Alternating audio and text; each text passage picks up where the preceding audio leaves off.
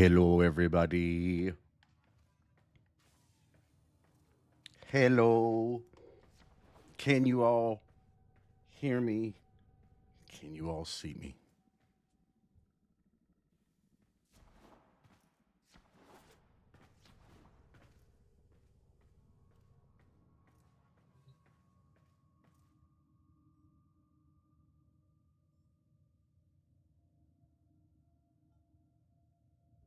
How's the audio? Don't want to be too overpowering. Just make sure we got some of that fine musics on. Yep. Uh-huh. So we are moving forward with this character. I gotta be honest. I'm curious to know what you guys thought of the video. Did you get a chance to see the video that dropped yesterday? There's people in the chat. I'm thinking yes, but you had a night to sleep on it. How does it sound in the morning?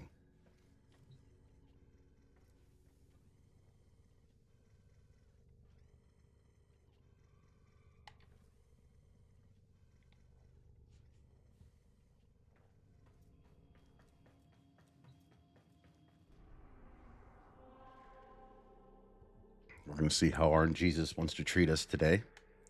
I need one more piece for Rhino, right? And he's just such a good frame for early game. Like, he complements, I would say, if you get your hands on, like, Loki, Volt, and Rhino, you can pretty much do literally anything you need.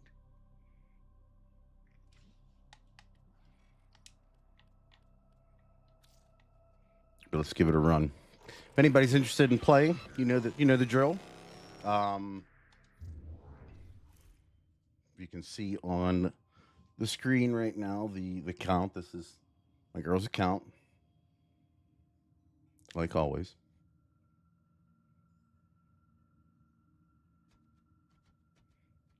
So check it.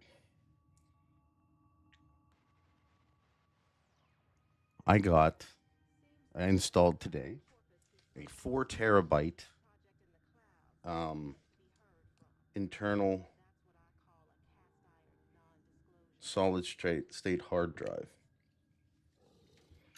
because I'm guessing you guys kind of probably already figured this out, but with the amount of stuff that I have recorded now and have to keep,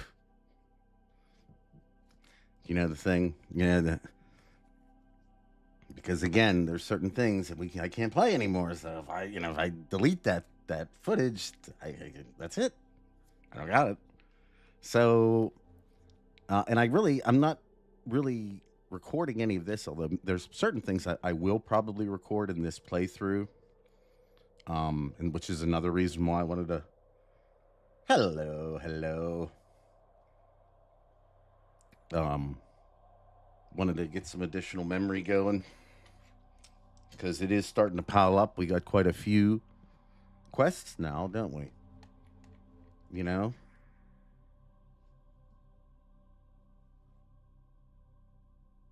And I feel like at this point,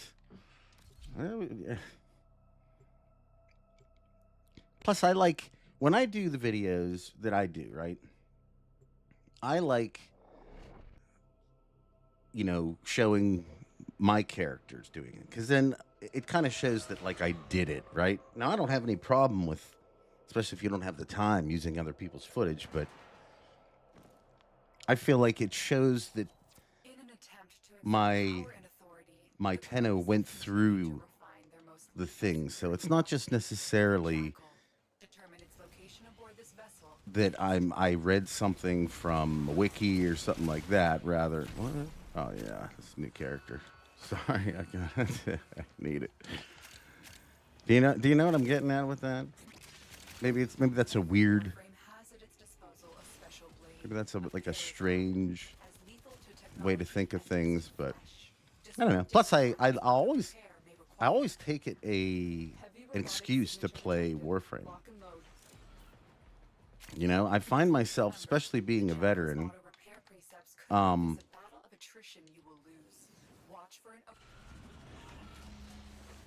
you know, even if you don't have anything, you may find yourself at points just getting a little like you. There's nothing you really need per se that you really want to go through the grind. I'll accept the Professor Siege and the Zoom vibes. That's fine. Still mobile despite the damage, but if it comes down hard, it could give you an opening.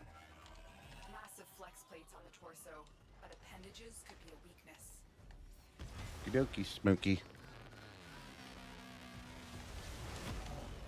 Loosened grid wall. Stay ahead of it.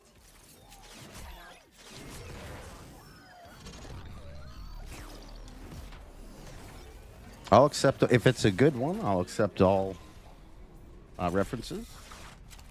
I guess if it's a bad one, I'm gonna have to accept that too. We are live after all. It's not like I can scrub it.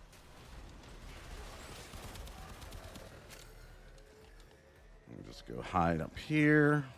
We're looking for systems, by the way, everybody. So if you'd be interested in, you know, adding a prayer to RNGesus for your boy, Rhino. I believe it's the systems, yeah.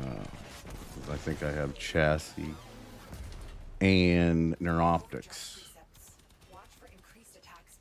God, I hope I'm right about that. Especially if you guys give me your prayers and I'm off on what I have. Whoa.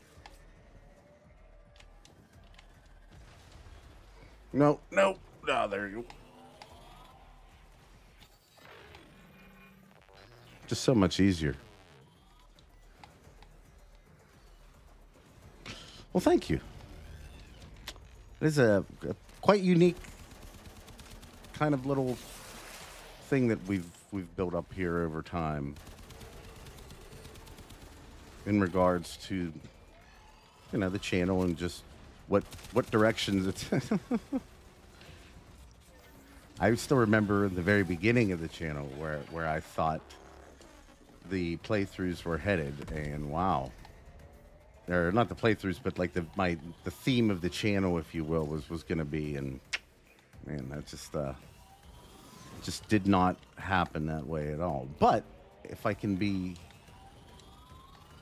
honest, especially in hindsight, I don't necessarily look at that as a bad thing. In fact, had I continued to do what I initially thought, my content would have been, in my opinion, you know, just not what I want. Almost stale in some ways. So, in more ways than one, I'm like really happy that I was able to. Okay. We'll periodically do a run.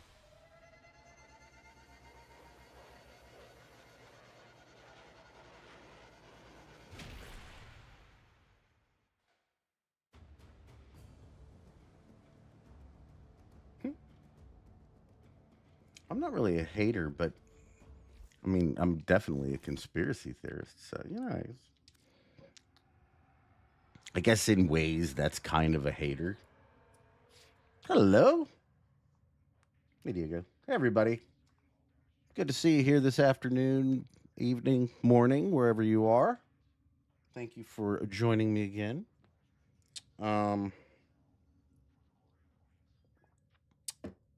So we got to talk about Friday. Who in the chat is a Monster Hunter fan? Hey, Rays, how are you? Good to see you. Shotgun, hello.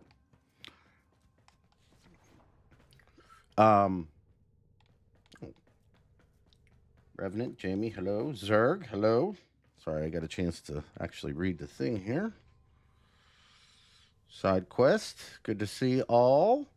PG, stupid challenging doll. Valtan, come. The system needs you. Will you begin another I didn't miss anybody. I apologize, it's all I can see at the moment. Um.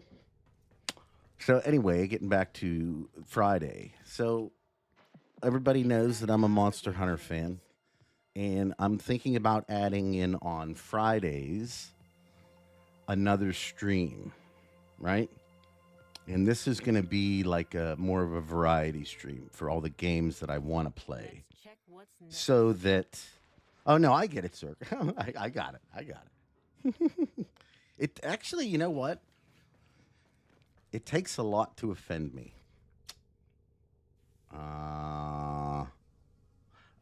Monster Hunter Rise was not great, in my opinion either. It was a big kind of downgrade from World, and I, heck, I'll be just like a couple weeks ago, I was playing some World just to get prepared, to get my mind muscle connection back. Well, Friday it drops, and Friday I am going to play it on stream, so you'll get to see it. Now, I did play the beta myself a little bit. When I was while I was editing videos for this past week's video, especially, or was it last week's video that the beta was going on? Like, I would go in, hunt, come back out, do some editing, go in, hunt, come back out, do some more editing. So it's kind of nice little flow there. But what I'll say is it felt a lot more like Monster Hunter World than it did. Operator, my foundry system has What do you call it? Rise or Sunbreak, whatever. Ooh, oh God. Okay. Well. Yeah, screw it. Hopefully somebody in there will know what they're doing. Hopefully somebody in there doesn't completely ruin things. That would be much more better. Because I'm fairly confident in my spy skills. Although, where the hell am I going? I might be... I think I'm literally outside the map right there for a little bit. Nice, nice. Excuse me. Stay focused. There's a heavy unit approaching. If I play like this, it's going to be a rough spy, just saying. Okay. So what do you think? They going to do it? Got the data purge going and everything. I'll take care of B. 30 seconds. You're nearing the console. Trigger the alarms now, and they will Let me get it? Nice.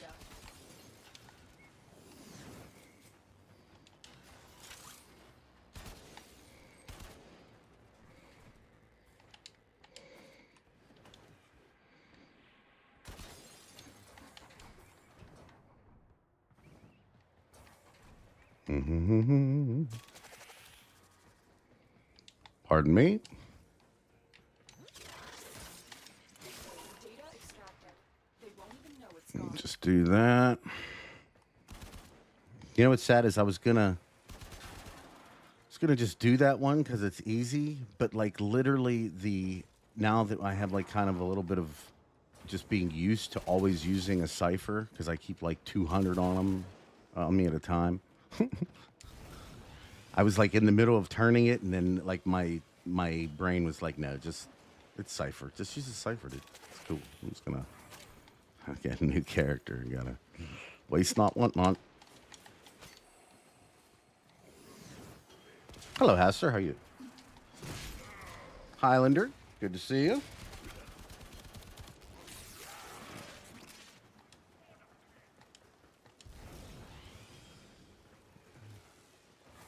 You think this person's gonna do it?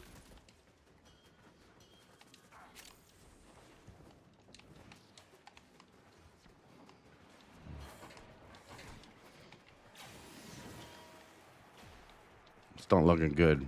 But the good thing is I don't think we need all of them. The data we retrieved will have to suffice. Okay. Get to extraction.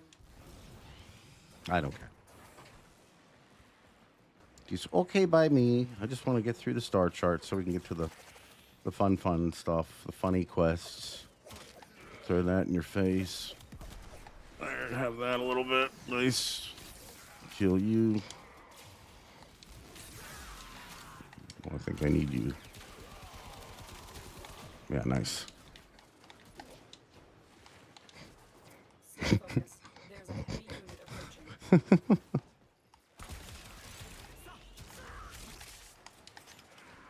approaching. No.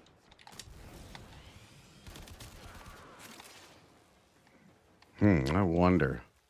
What do you think the chances are that there's some Dusklight Sarracenia down here anywhere? Oh, crap. Excellent work, tenno. You never used a cipher? Oh, man. Woo! Okay, so I really think if you've never seen... Oh, look at that. That's yummy. If you've never seen Monster Hunter, come join the stream on Friday if you can. At some point, maybe I'll even do 2 so we can like have 2 different groups get a chance to see it because I'll be playing it all day. That's just how it is. But the best way I can describe it is it's Dark Souls, right? But let's see, the combat is Dark Souls like, okay? In the fact that you are fighting larger monsters, you have to learn their patterns. You can choose from an assortment of different like weapon types that are like very unique. And one of the things I would say about Monster Hunter in particular is that all the different weapons that they have are extremely unique feeling, right? So you get kind of this idea of playing with these almost, if I can be completely honest, I would equate the differences in the weapons in Monster Hunter to the differences in the abilities in different warframes, because each like weapon has their like real super good upsides and then like real bad. Yeah. What? Really? Wait, I think, what did I do already? Yeah, I gotta get that. Gotta get that. I'm just gonna get it. But at any rate, so you have to do resource management though as well. Like you're gonna go in for like these. Well, let's see. This one's a little bit different. Monster Hunter World, like you'd have like a set time limit on how long you would have to do a hunt. Monster Hunter Wilds is looking to be a lot more of an open kind of situation where you can do, whatever you really want, and you can stay out on a hunt for as long as you want. Now, they kind of incorporate that a little bit with the, what the heck was the name of that? There was like this thing in Iceborne where it was like all the different environments trapped or like mapped into one thing. I can't remember exactly what it was now. But does anybody remember that? Yeah, the chart, the star chart at this point is extremely pointless. Well, actually, you know what? No, that's actually not accurate. The star chart is incredibly important if you're going to play the game long term. Because if you do the star chart, right, and you go through and you just, basically do each mission, oh, that means extremely boring, Well, I don't know. It's relaxing, It's like I can sit there and talk and not have to feel like super stressed out on like crazy hard content, So it definitely enhances my ability to interact without question and loot. Because I don't really get a lot of times to go into the void, so I gotta see what we can get. But you are getting all the resources that you're going to eventually need for something. You know what I'm saying? So either you go through the stuff now as quick as possible, and then you grind out resources later for the things that you want, or you just bite the bullet, do the star chart, get a nice pile of every type of resource, because when you're going to do the star chart, you're hitting every planet, so you're going to get everything. Yeah, and then, I mean, you also get the nightmare missions from doing it, which are definitely good for a new player. They're super good because, now you get access to a guaranteed gold mod. That's what's fantastic.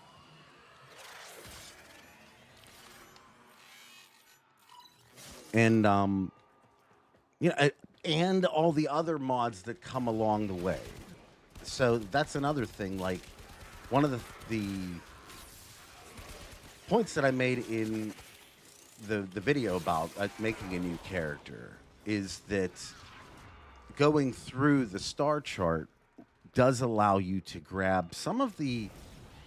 There's like a bunch of these little, I wouldn't say necessary mods, but definitely really good ones if you can get them. And as you get into the late game, like, you're gonna want them anyhow. You're gonna want to grind for them.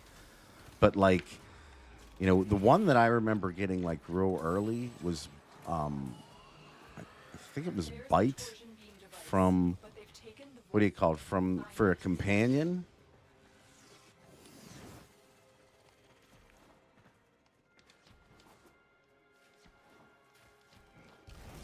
And so, like I said, there's like little ancillary benefits. Is it going to be boring? Yeah, it's probably, but it all depends. If you have something that you got going on that you want to, like, say there's there's like there's new Invincible, and I've been checking that out, right?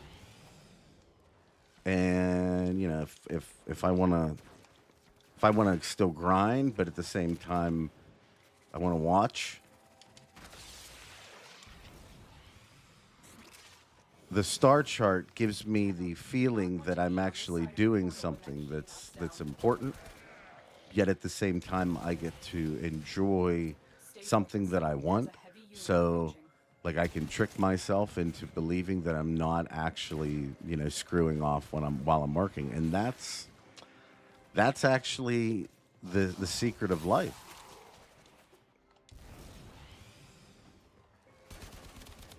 Objective complete. The Void Key and Torsion Beam device are out of commission. The enemy will not be returning anytime soon. All your objectives are complete. Proceed to extraction now.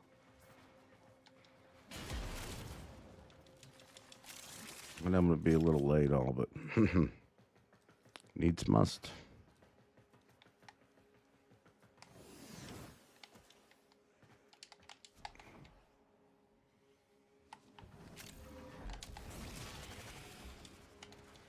Uh-oh. I don't think it's supposed to be down here, everybody.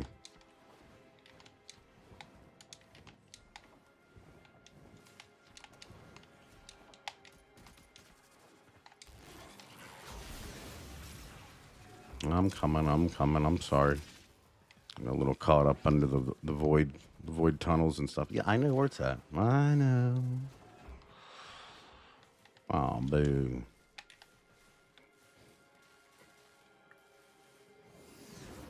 Oh, you did? Oh, that's amazing.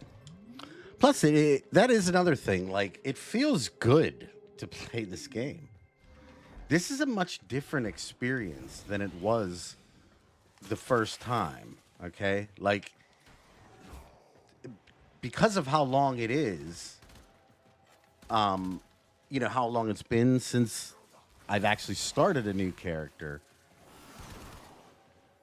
the game has come a long way, especially being on console, because the first time I played all this stuff, a lot of this stuff, it was all in, I think it was still in 30 frames per second. Are you talking about that little thing in the elevator?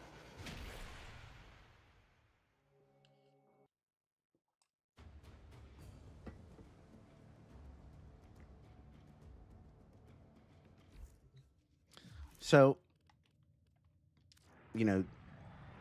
as I said before, like, or in the video, we have the ability now.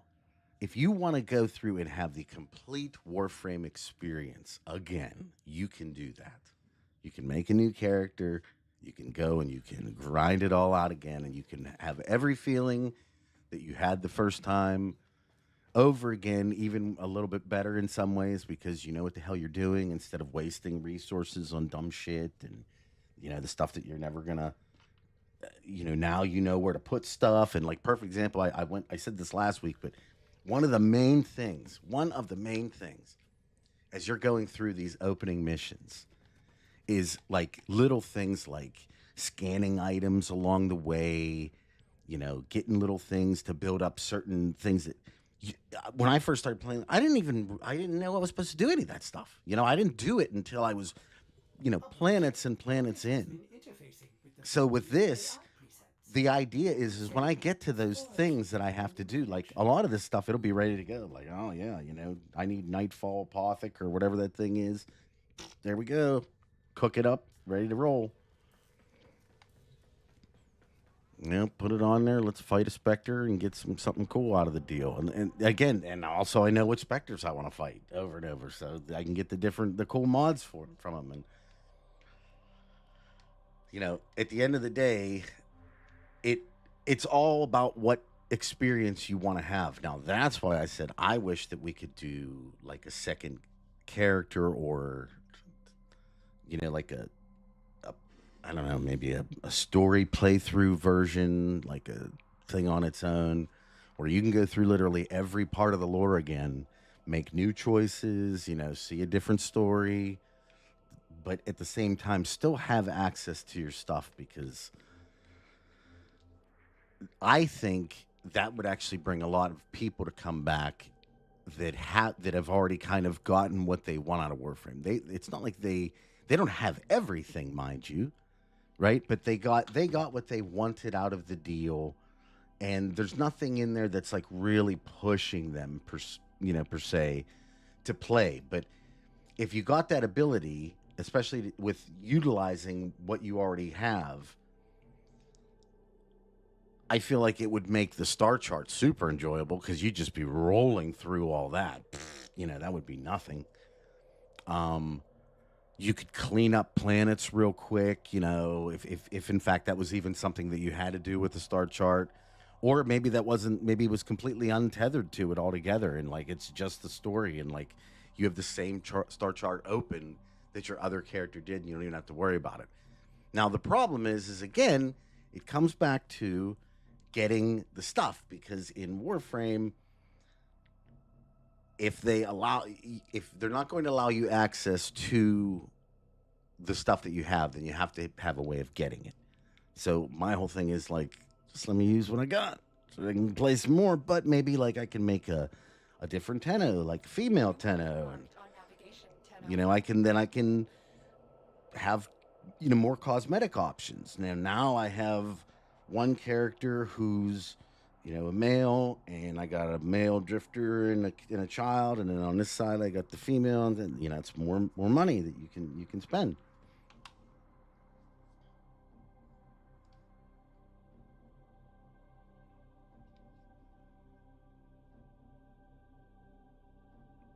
Oh, absolutely. If the crafting times went down a little bit, yeah, that would be wonderful. I'm already dealing with that now, because like a perfect example is with this character, I have 2 pieces of Rhino, and I'm just going through and like, grinding out, trying to get that next one. But even when I get it, like I got a day for the build on the piece, and then I got, 3 days or what?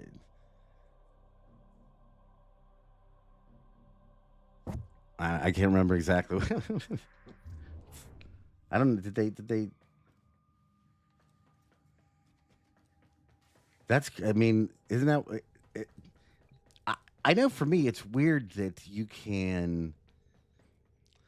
All right, hear me out on this one, because a thought happened the other day as I was making a video, and I just I brushed it off. Like I didn't think about it at all.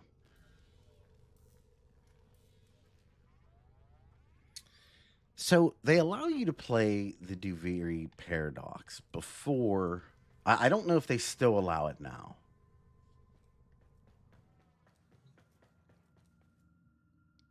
But in the past, you could definitely do it. In fact, this character has access to. If I wanted to, I could play the Duviri paradox, even though I cannot play the second dream or Nata or, any of this stuff, right? And I think that was like an older thing. And my thought is, check this out. Are we certain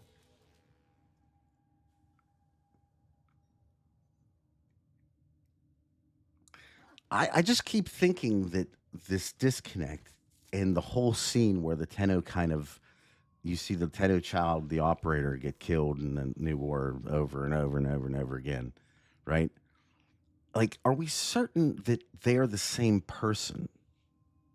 Or was the handshake meant to tie two people together eternalistically? That might be a complete stretch, mind you. But the idea that at least in the past, that you could essentially have like two essentially different gendered characters that look nothing alike, and in the new war, hey, guess what? By the way, we're the same person. I don't know if you knew that. Really, we don't look anything alike. Well, we are.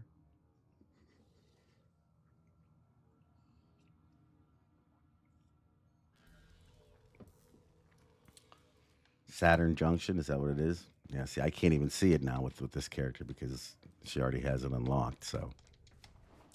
No.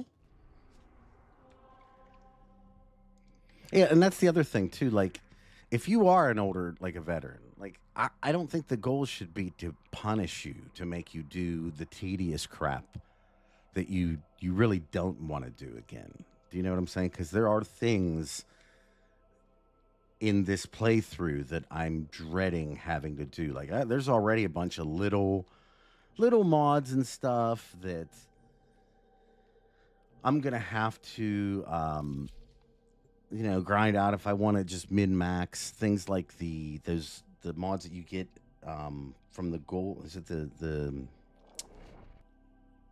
goals on Cetus, or is it like the one of the events on Cetus that comes around where it gives it like they're like 7 energy and they give you like 24% range strength. What are they? Like, Chad, I'm sure you know which one those are. But little stuff like that. Like, I gotta go back now. Oh, by myself. Well, okay.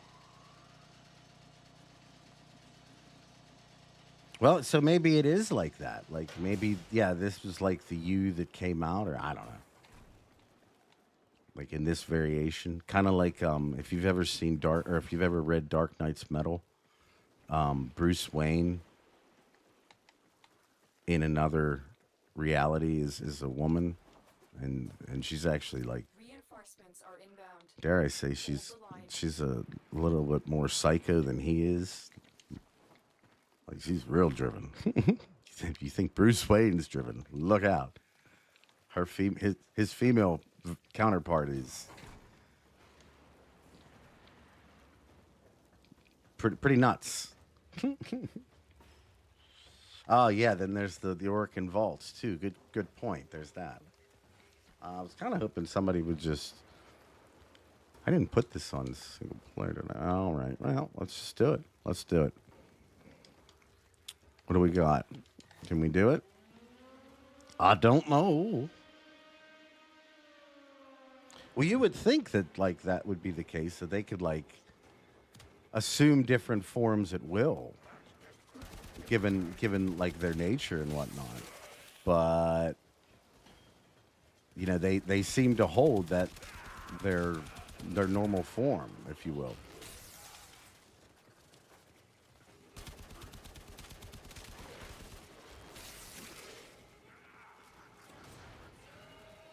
Yeah, I mean, Bruce Wayne is a deeply, deeply troubled individual. Make no mistake.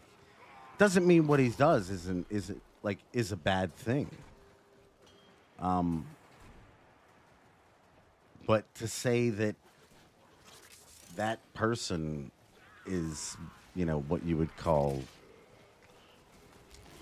a healthy, functioning adult, I I don't think you do that. But then again, it takes a monster to take on monsters. I think everybody knows that. It's just kind of the reality of things.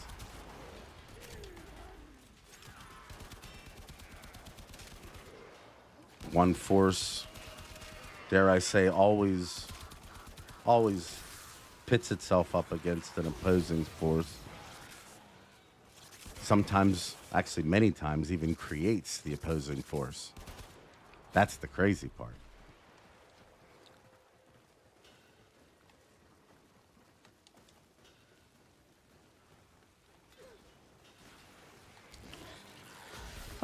Yeah, the Batman Who Laughs is definitely, I think they went too far with it. Like, I like that they incorporated a variation, because you could, Bruce Wayne can't be he can't be a paragon of virtue in every reality.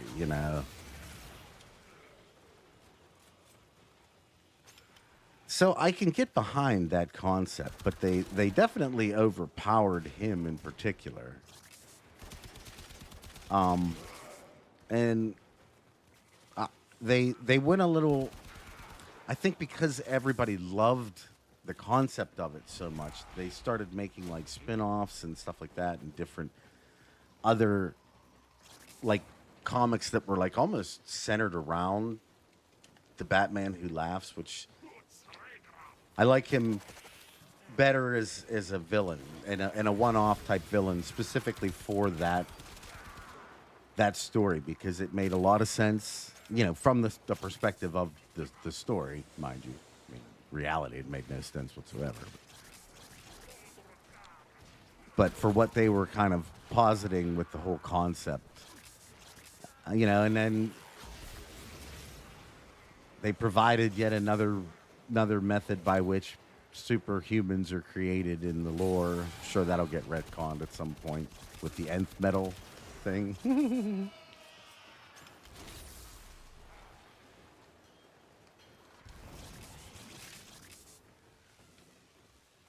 Cool story, though. Cool story. Yeah. I mean, Bruce Wayne is as close to a villain as you can be, right? Without being a villain.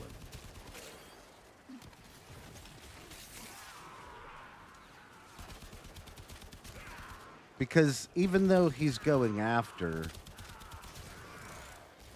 villains himself, right? He's still an incredibly violent individual. And unfortunately, just like anything else, especially like one of the great themes of Invincible that's going on like at the moment is the concept of this whole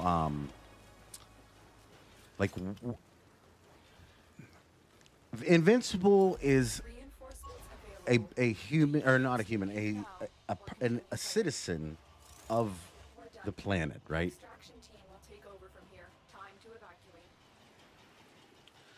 So Invincible, in theory, should be afforded the same exact rights as every other, citizen, especially of the country. The problem with Invincible is that all it takes, and this is from the whole, you know, dark Joker, dark Batman thing, is all it really takes is one bad day.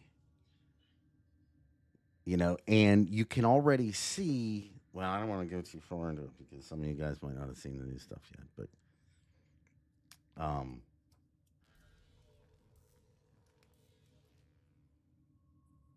well, I mean, and again, there you go with the All-Star Batman. Yeah. It was questionable. They can't all be great. If they were all great, then you couldn't talk about the great ones. Shall we? We shall. Let's get back. Let's pump a question there real quick. Let's help out old Darvo or whatever. Operator, are you... Whee! Just so I get to listen to his lore and stuff. I don't have to worry about Oh, so this is just DC comics, junk and stuff. Nothing I would say of any super particular need to know, but definitely within the realm of the different types of media that I personally really get into. That being said, Dark Knight's Metal is a wonderful story if you're ever looking to. These clouds are holding my contractor somewhere in his company. Maybe I should move this just a little. Yeah, why would anybody really want to see? Give me 1 second, everybody. Just gonna doop, doop, doop, doop. Put that.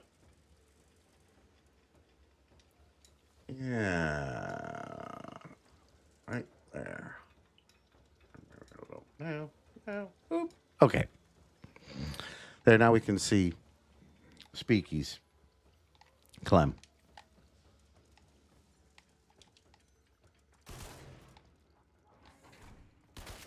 Oh, yeah. Give me some. Wait, let's go back. Let's just see if we.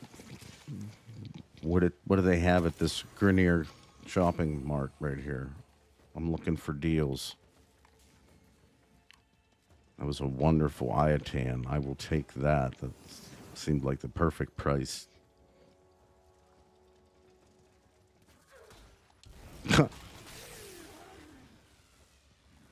Thinking about actually tackling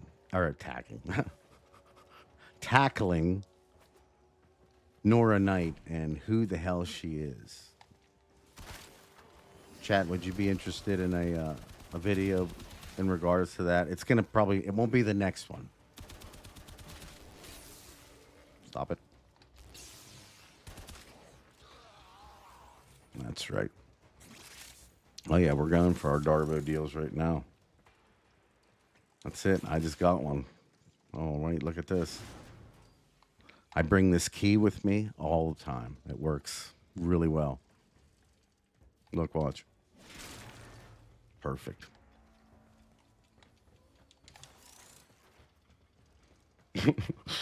At the dollar store.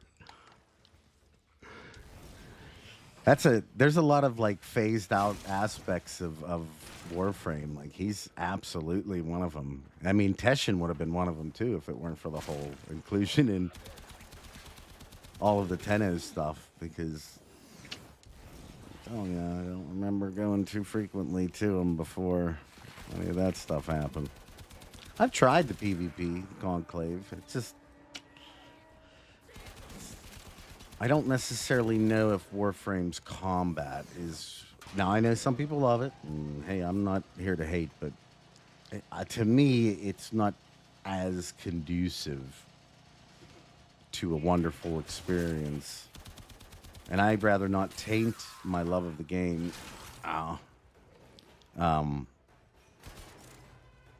with that. So I don't. Ow. Well, that's the thing. We don't really know because, like, the one thing we do know about Nora is she has to be insanely old.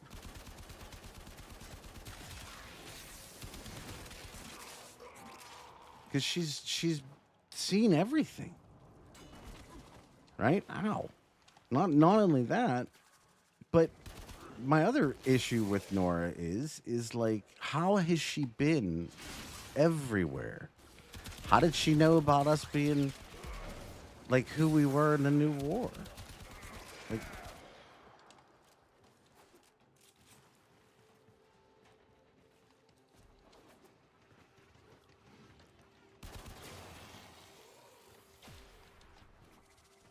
I don't know. To me, there's a lot of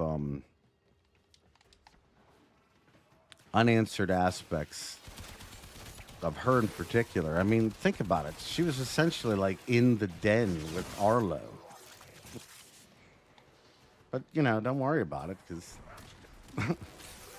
don't worry about it. It just happened and she was there. And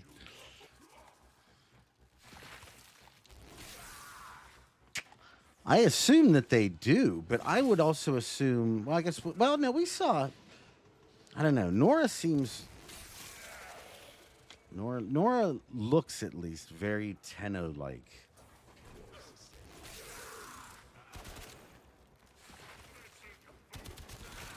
And you know,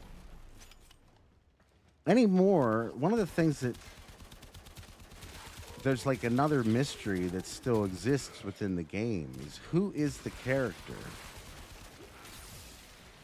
that awakens our Tenno, like when we're first coming in and awakening, right? And, you know, if you remember in the video I just posted in regards to the era cinematic that we got, right? The concept, as I understand it, is that when we got back from the Zariman, we were uncontrollable, okay? So much so that we were hurting other people, and we needed to be put into the pods, right? So, either you believe at some point the Tenno were able to reemerge from the pods on their own. I don't know why I used that. I probably shouldn't have. And just live normal lives, which I don't think there's anything in the lore that suggests that in any way. And in fact, the Tenno, like, being surprised at who they were in the second dream, like that whole thing, in my opinion, lends itself to the concept that once they were in those pods, they basically forgot themselves. And that was the idea. That was the goal. Because otherwise, if you remember from yesterday's video, they would have wanted to kill the people that they were serving. No, there's no scene that ever says that she's a Tenno. The only thing I'm going off of is how she looks, and not in her Nightwave thing, but when we were fighting Nihil.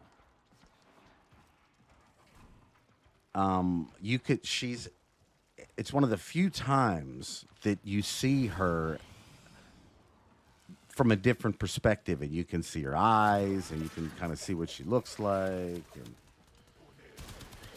And you know, what I was thinking was, given what we saw in Air, right?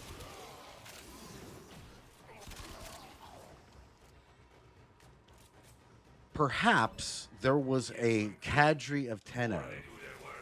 I mean, this was the only way I could really think about it, unless she, oh, nice, dude. The grease drag? Is that what this is?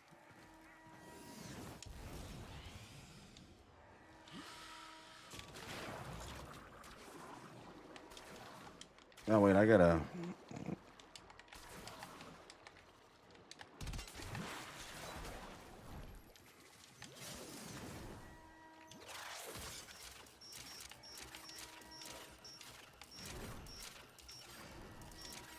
It's been a while since I've had to do those. I'll get back to my point in a second. I gotta use my old brain.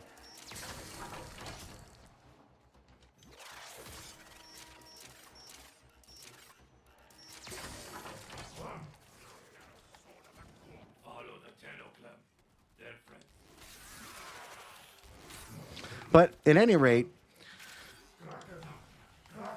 yeah, come on, Krakatoa. Let's go, Clem.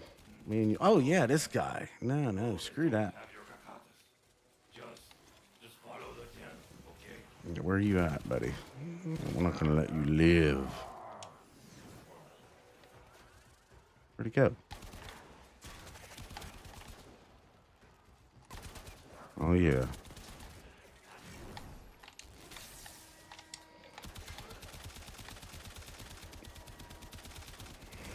This must be just the Grease Drag 1. I totally forget this mission altogether.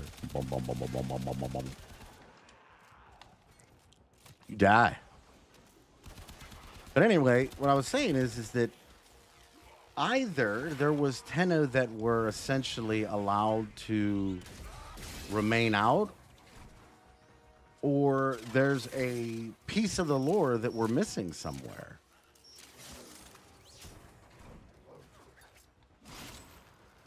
Because clearly there have been occasions now, not just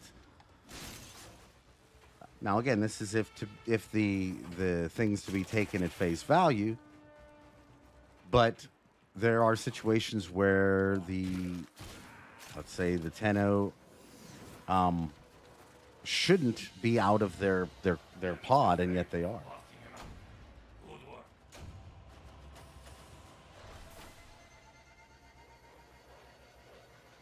Yeah, the damn defense objective, the second dream pod.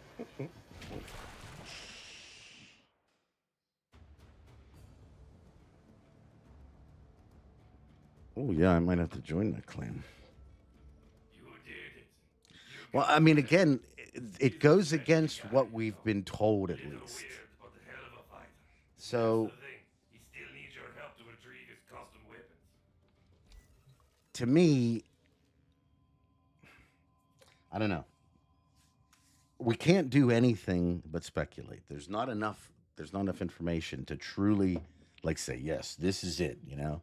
Yeah, but Rel's his own thing because, again, Rel has his own story yet that needs to be told. And the only reason why I say that is because how did he get a Warframe? It's not like they're just like chilling in places. So unless the Void made him a Warframe, then we only have a couple. I didn't see Wally joined the chat.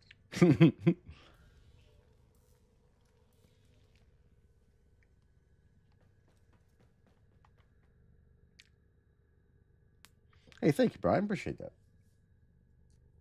I don't think Wally's losing power at all. In fact, I think I was actually talking about this yesterday in the members stream that I think it's getting stronger.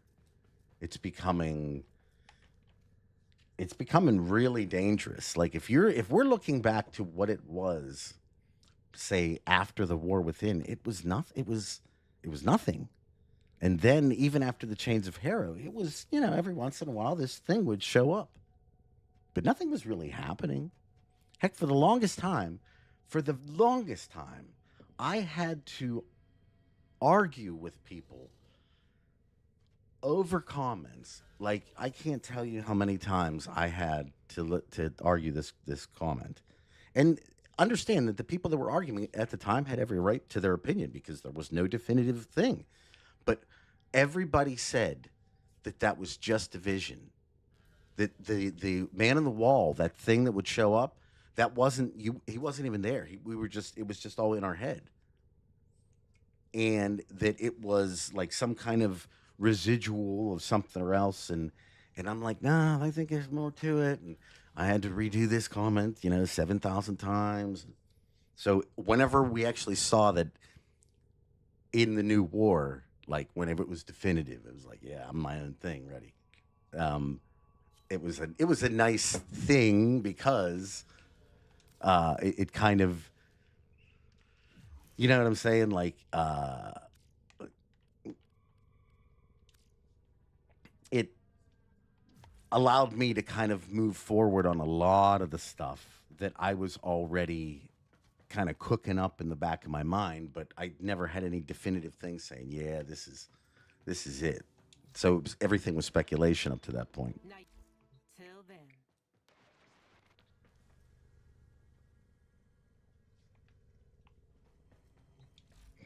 Yeah, it just seems like there may be a correlation between the indifference's power and the power of those it gives power to.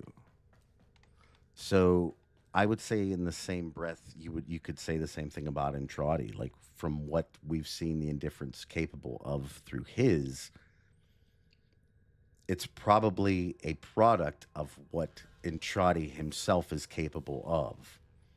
And Brian, thank you so much, buddy. Oh man, you have to do that. I appreciate you. That was Thank you. Thank you so much. Um,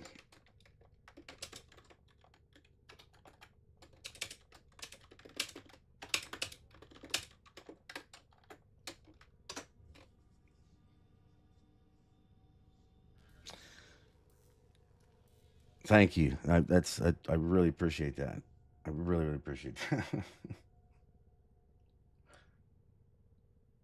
But getting back to we're talking about like it just and one of the things I'm gonna enjoy. Believe me, that just like kind of recouped a lot of what I just paid. Bloop, right there and boop boop boop boop boop. Thank you, thank you. I'll try to make better videos for you. Um, One of the points that I tried to make in the video yesterday and we talked about this again. I always say this. We talked about it on the stream, and I don't know about.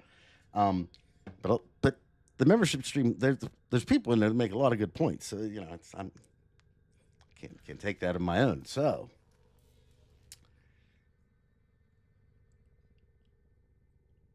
I can't in every video that I do. There's points that I have to bring up to kind of push my initial point or my main point forward, right? But in the process, there's like 5 or 6 other points within the thing that I could only briefly touch on because otherwise it would be like a 3-4 hour video because each one I'd have to get into all the specifics and then I'd get long-winded about it and you'd never see a video again. That's how that would be. Because I would be like, no, this isn't good enough. This isn't good enough. This isn't good enough. So one of those points that was brought up just briefly was that what seems to be occurring, and this is in multiple different ways now, is the indifference is infecting. That's not exactly what it's doing, but it's essentially the same concept. It's moving through entities now at a rapid pace. And I'm not sure if certain entities can take on the form of certain things because it does appear like there are now multiple ones because we saw like at the very end of Whispers in the Walls when we see our operator and then Entrati, like you can take that as one of two ways. Either it was our operator's doppelganger and Entrati, but like possessed by the indifference, which shouldn't be because he's supposed to be trapped in 1999 at that point. So, that shouldn't be. But, or you can take it as they are multiplying. And now with the introduction of what happened in the Hex quest with, what we know about Rusalka and, him essentially being, I would assume if he can take one over, he can certainly make a copy of it. And here's the scary part. Oh, I didn't get a chance to read that, PG, but I'm sorry. Yeah, that is possible, I guess, that Red Veil could have gotten a Warframe from those people, but I just always assumed that whole situation happened before Red Veil ever knew about Rel. Like, he was already chained at that point. Again, one of the things that you just don't know about. But yeah, so you see aspects of it in all these different areas. You see in Duviri, there's not just the things that Akrathis speaks of in the codex, in the lore, right? There's other things. There's the vagabond is there, so that's not even a thing that Akrathis even talks about. So potentially, does she even know about it? And it's interesting because whereas it looks to be a copy, it's more of a general copy of just the people of Duviri, And yeah, and Ray's that's a good one. It's basically like that requiem, multitude unfolds. That's essentially what looks to be occurring. And what's really like the scary part about it is that it's happening in multiple different manners now, where it was just before it was like thought, oh, it's just void related, right? It's like if you've had association with the void and you've made a deal. That was always the concept. Like if the lotus has seen the wall, then she had to have made a deal. And I don't know that's necessary. I think that there is a deal involved with her, mind you, but I don't necessarily know that kind of correlation is a one-to-one. More so that, and this was a point that I brought up in the video that I actually only really thought about for the first time in making this video, was as our tenno in that scene where we get shown his first encounter with the man in the wall on the Zariman while he's kind of attending to the other children that are scared. In that first, when you go up to the first person, you can see him in the background tapping on the wall, clearly a doppelganger of your tenno. And why I think that's significant and needs to be brought up is that would confirm that you don't need a deal to create a doppelganger. Heck, you don't even need to have seen the thing, because at that point it doesn't look like the tenno is aware of the presence of the man in the wall. So, hello, Oddme. If so facto, that means that should the void desire it, all it needs to do is decide what form it wants. It has to see something. Okay, boop. And then that opens the door to essentially every or any one of our allies at any point in any story, in any quest. Is it the person that we think it is? I don't know. And you would be right to believe, or at least question who every single person is. And then if you take that into consideration, and if they start actually like baking that into the story, right? Now you have the tenno who for the first time has been this paragon of virtue and like, hey, whatever. Someone comes up to me, hey, I need help, tenno. Oh, okay. What do you need me to do? Is there someone I need to kill? Okay, I'll just walk. Who? Can you give me the address? I'll fly down, and I'll do that for you for some cash. I'll do it. And in the past, the tenno are able to take on that.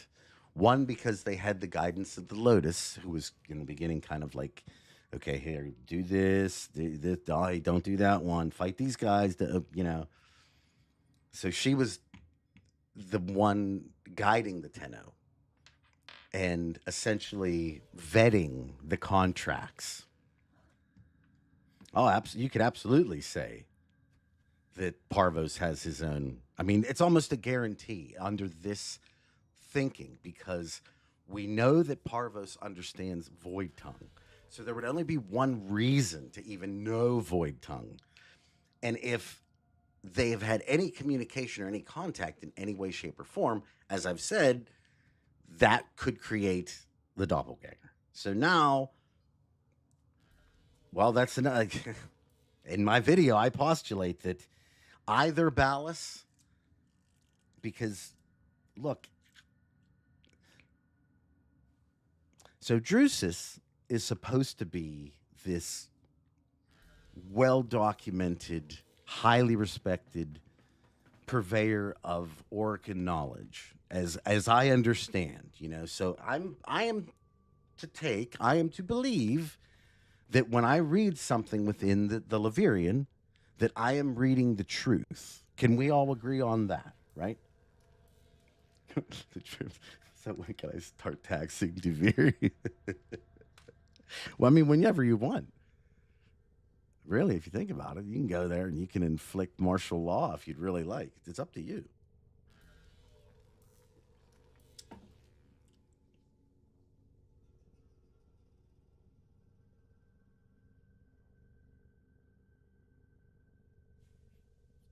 Let's see. But what I was going to say is that Ballas in particular, and the only reason why I say it is for the exact same reason as the Tenno. Like, I don't think the man on the wall came to the Tenno. It's just only because of the demeanor of the Tenno. We don't get to hear the discussion on the terms of the deal, right? But it doesn't look like the Tenno's scared or anything of what they're seeing. So most likely the discussion between the two of them was very civil. And in fact, may have even, as I said in the video, like kind of said, hey, look, the orc can suck, man. Like, look what they did. Look at your parents out there. Look what they did.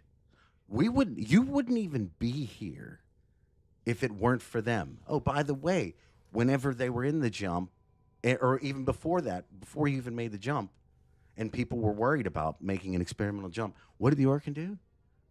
Oh, they forced you to go anyhow? And then when people were upset about it, they cut you off and basically said you have no place in the Empire anymore? They did that to your parents, dude. Look at them now. Look at them out there. So, you got your friends right there, and your parents are literally going to rip them apart. And the Tenno kids probably like, yeah, man, this sucks, bro.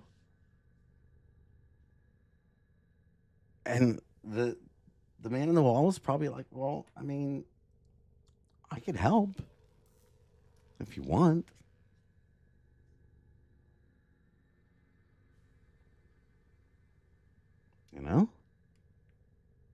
I can save them.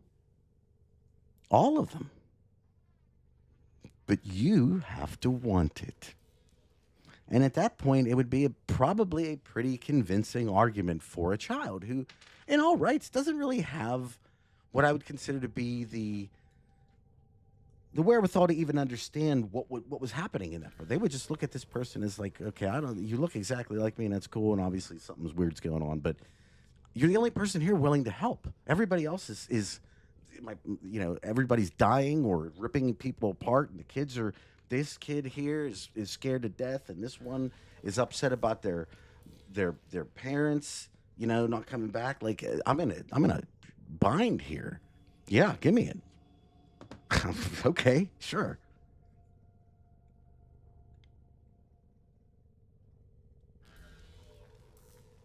And the point is Haster, that's a very good point that I brought up, and that could be the way out of the deal. That could be the way out of the deal. But what I was going to say is, consider when we're thinking about Ballas, right? That the same principles could be laid in front of him, right? You could say, I could easily see Ballas, because again, he's dealt with the void many times. He does continuity. Like there's no way that he didn't see the indifference at some point. There's no way. There's no way. So there's probably a copy of him somewhere when it's convenient. Probably a couple times in the New War would make more sense. But the idea that Ballas and Margulis are having a discussion, the two of them.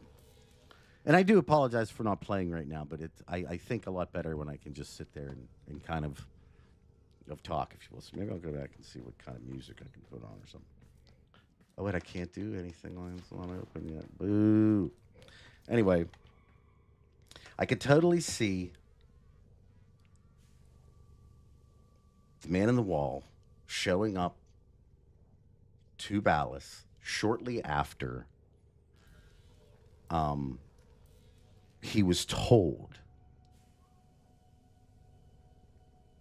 what Margulis' final decision was going to be. And you actually get a little taste of it during the lead up. I don't know if it's in the tar, probably in the beginning of the second dream, but they're having like a discussion beforehand in regards to, look, just renounce this, just do it. That's what he's saying, because Ballas just doesn't understand. He doesn't get it, because he doesn't see the kids as kids. He sees them as devils, right? So he's like, I don't understand. Why are you willing to kill yourself for a group of demons that took your sight, killed this other chick, or not killed her, but took everything from her, like basically messed her up too?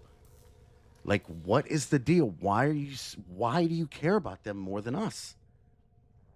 So I could see him saying the exact things, and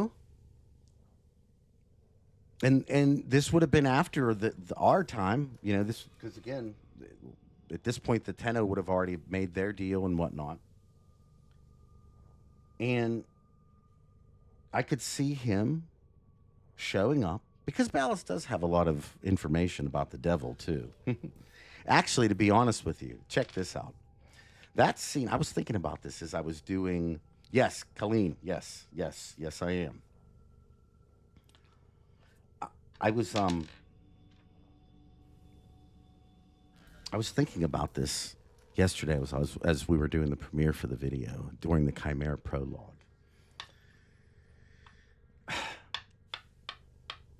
I wish can I pull it up? I might be able to pull it up here for you. Okay, check this out. A lot of what we see from these scenes is based upon the perspective of what we believe to be happening, right? And I thought, unfortunately, if I would have thought of this before, I definitely would have included it in the video yesterday, but it only occurred to me yesterday. So,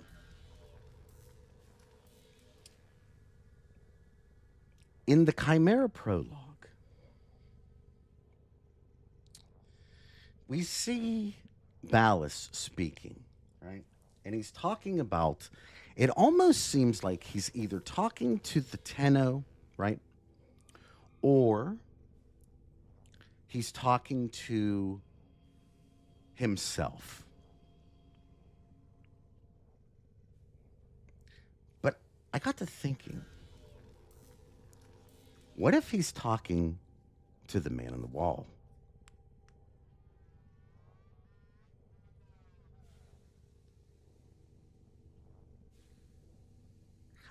Dare I say that the man on the wall could have shown up to Ballas as our operator.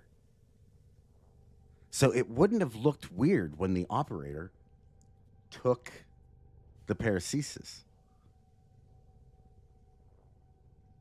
And when you look at that scene, from that particular view, right, that they are talking about together, the Lotus and everything else like that, and look at it as he's speaking to somebody else. Yeah, it doesn't sound like he's speaking to himself at all. I always took it as he knew the Tenno were there, right? But at the same time, when we look at the scene and what happened and everything else, and what the wall is capable of with the Tenno, and the fact that Wally led us to Ballas. Do you see where I'm going at? Do you see where I'm? And what I'm saying is, he may have made his deal beforehand. Like, he may have made his deal way before, but he's just talking with the man on the wall in the same way that the Tenno talked to the man on the wall after the sacrifice, with, talking about Isa and whatnot. Just discussing things. And, like I said, it kind of goes back to the point where, if the indifference enticed the children with a form of vengeance or retribution for what happened, everything that the indifference would postulate to the Tenno as a reason why they would want to take the bargain, you could make that same argument to Ballas.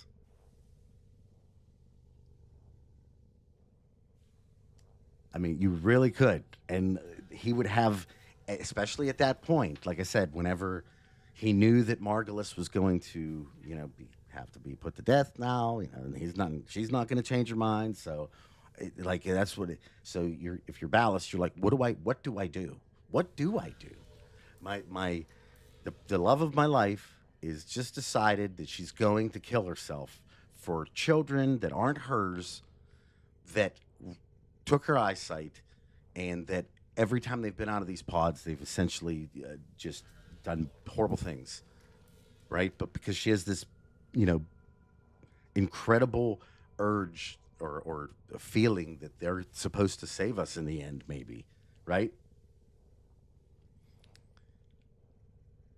So he like, what does he do?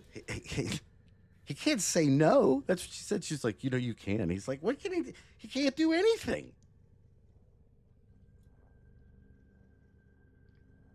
If he goes against Oregon law at that point, they put him to death. That's it. So then she gets put to death. So what did we gain?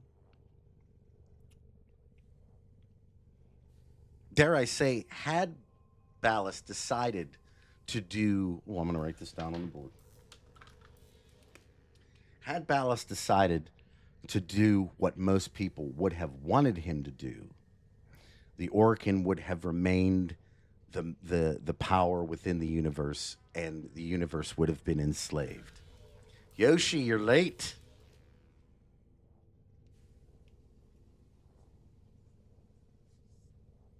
Do you see what I'm saying?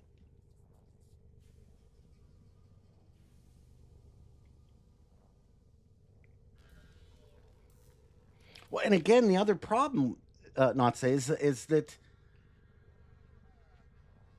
you get this situation where now you have this guy who, so he's loved. Like, you got to remember too that like the Orkin are different than we are. We live for 100 years at best, maybe a little more, but usually a lot less, right? And the extent of our relationships, will go at best, 80 years, right? When you are looking at it from the perspective of the Orkin, Ballas and Margulis could have potentially been together, and not just through means of continuity, but through means, obviously, the Orkin had incredible medical technology for what was able to be done with Albrecht Entrati without using any form of, continuity. So essentially, Margulis and Ballas could have been together for hundreds of years, maybe. So imagine something that someone you were with, it was the two of you for, like centuries. And then one day, these kids show up, blind your girl or guy, if you want to take it from the other perspective, right? Mess up a bunch of other people. Have no now, here's the other thing that nobody takes into consideration. If you saw the vessel come back with just the kids with all these crazy powers and everybody else on the ship was vaporized, who would you believe killed all the adults? I mean, what logical thing would you say happened?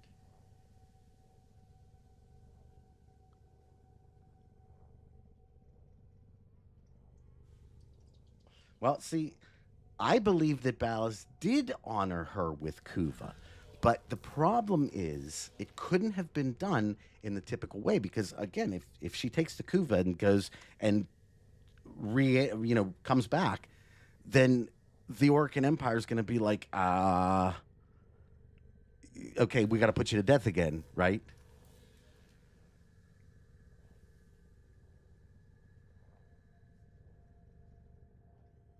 So the only way that it could be done, I believe at least, was exactly how I think it happened. I think that Ballas being a understanding in the concept of continuity and how it worked,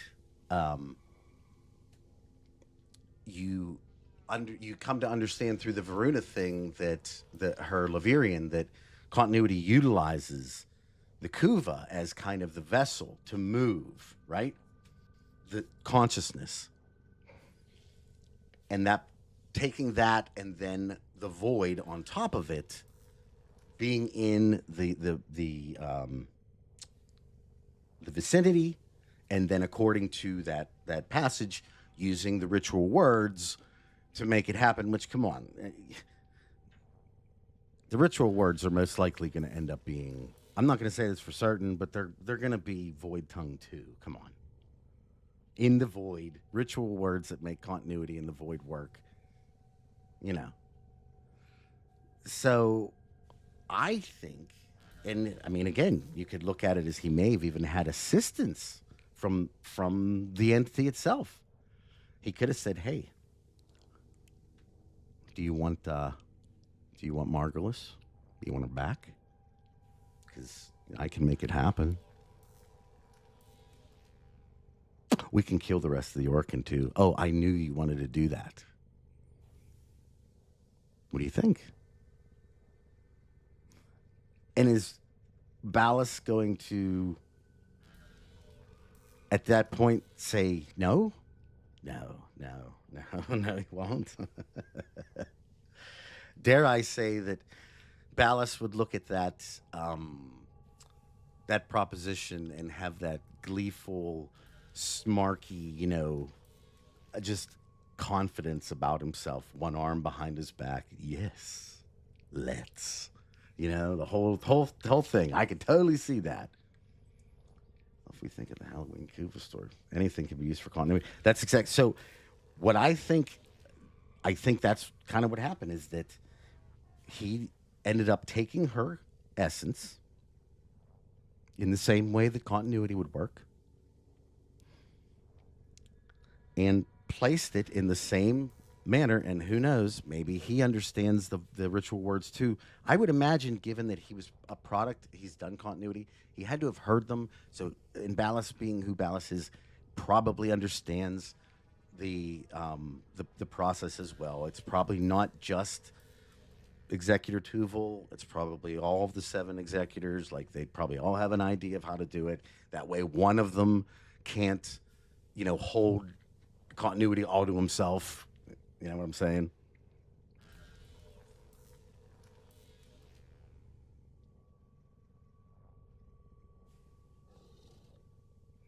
Well, I mean, again, so the weakness to the void is essentially that it takes away their ability to procreate. So when you're in battle, I don't necessarily know it's not that big of a deal. The problem is that if you can't procreate, the more forces that you lose, the closer your society comes to annihilation, because you can't make any more.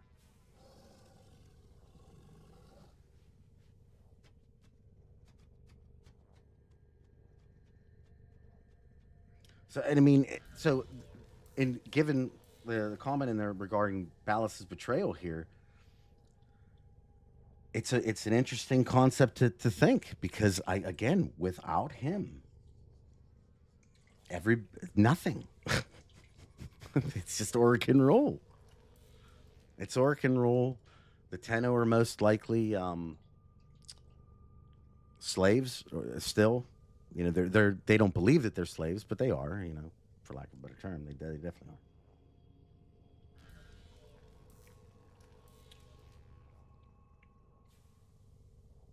And because we see it from a particular perspective, it obviously is horrific in what he did and how consumed. That's the problem. Ballas's intentions probably had a level of just to them, but Ballas's biggest issue is that he's easily, and I do mean very easily, he allows himself to be consumed by his ideas. It probably is how he's able to further them and make them so incredibly, let's say, thorough and effective, but there's a cost that's paid for allowing yourself to be fully consumed to anything, and that's that you many times lose the ability to quote unquote, see the forest through the trees. You're so focused on one thing, the collateral damage can be incredible, and you don't even realize what's going on.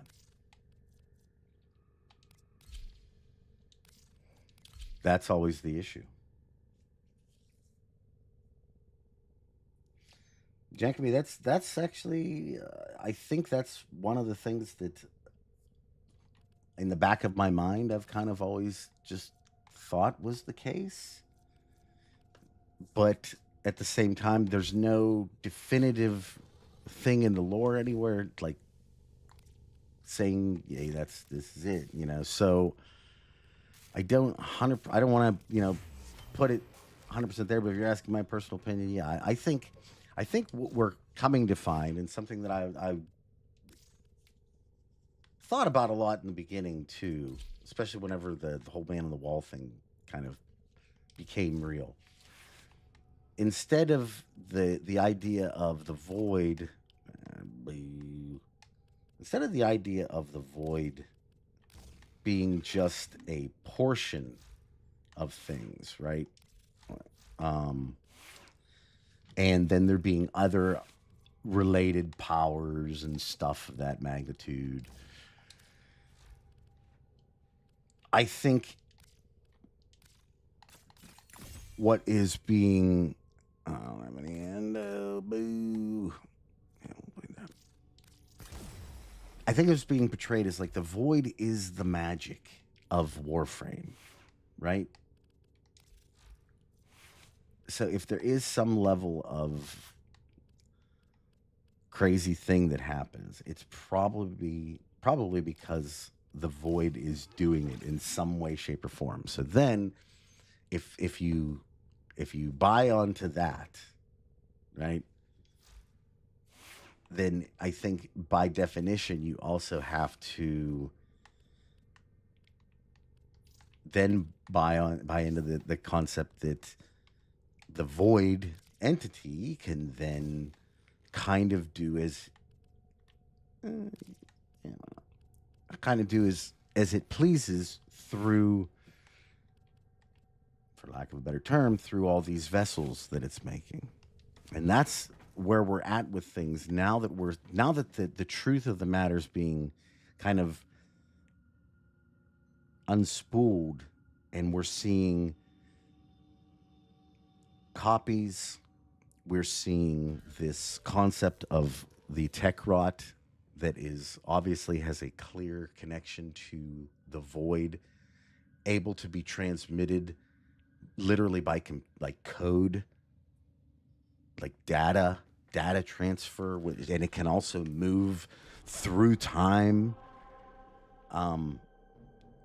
It very much seems like we have a Matrix 2 kind of situation where what's really going on is it's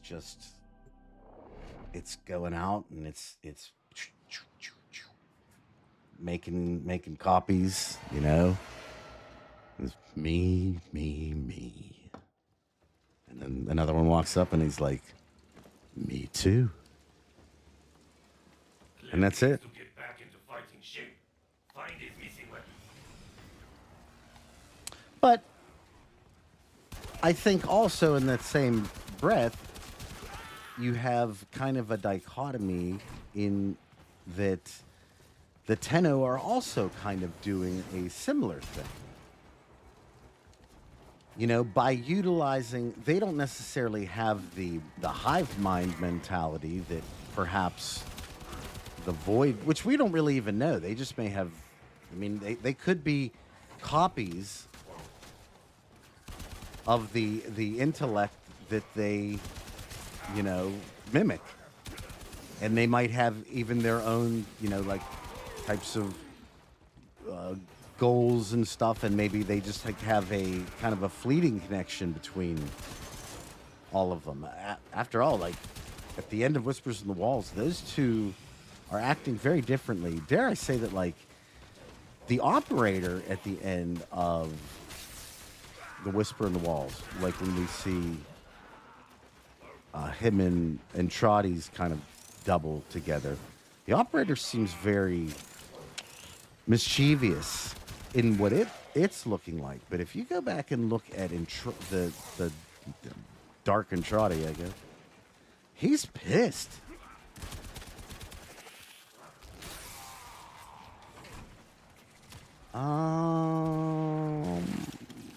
Give me a little bit more data on the Watchers, because maybe... Oh, sorry, Clem, I didn't... Maybe you look just like him, bro. What am I going to say? Because I know of different things with that title, but I'm not sure if the one that I know of...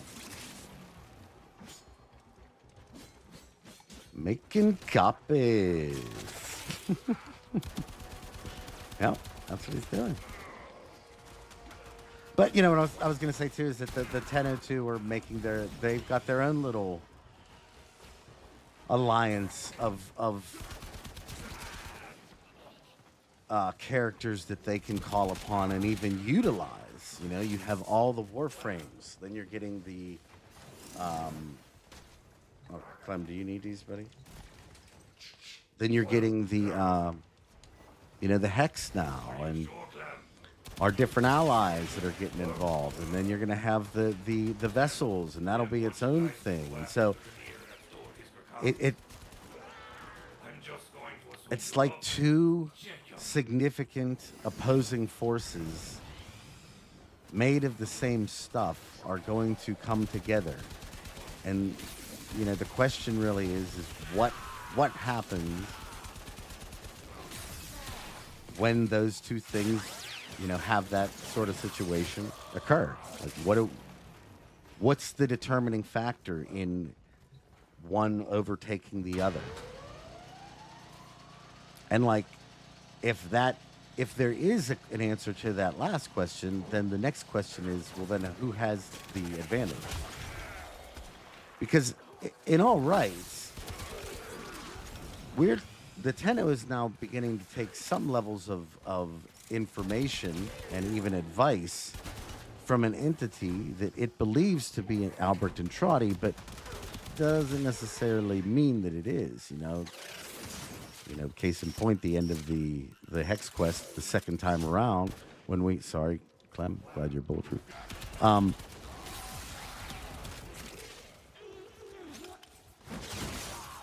I don't necessarily know that we are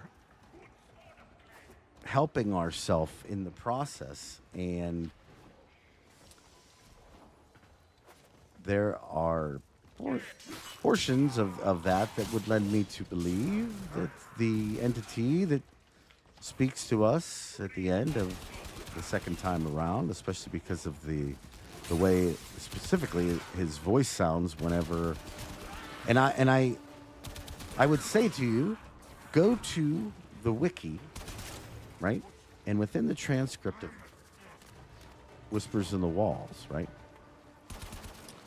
You will be offered the vocal lines without the music and without sound effects. And you can hear Entrati's voice. I know, man. I don't think that's Entrati at all. Not to mention, you know, all the stuff with the OG and what that, you know, might pretend to, and all kinds of good stuff.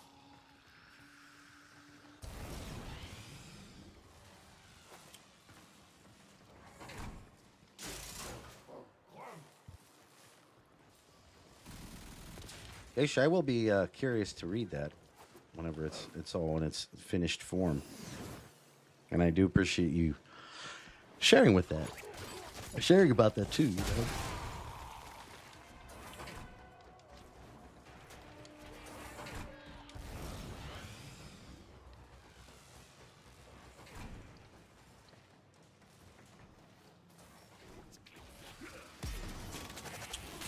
Well, the Runeterra's Universe Watchers definitely sounds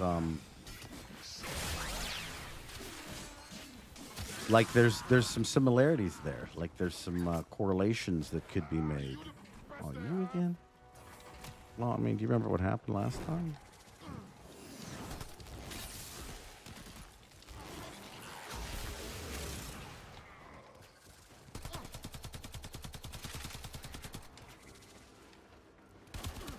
Where are you going?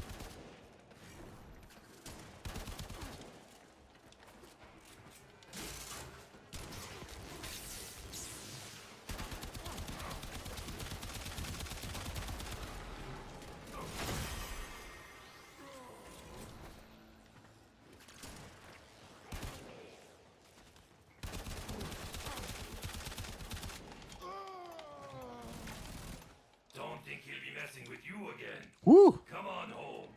Oh, did Clem die?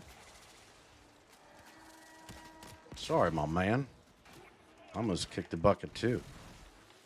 Screw that guy.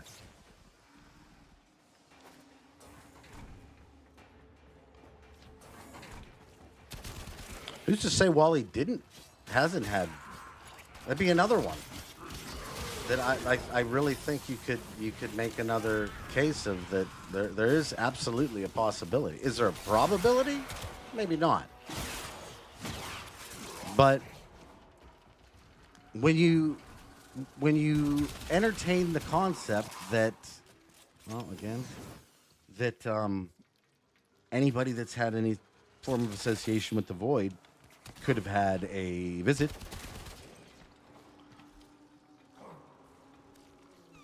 There's just so many potential options at that point that, you know, you lose the ability to just out of hand, let's say, dismiss anything.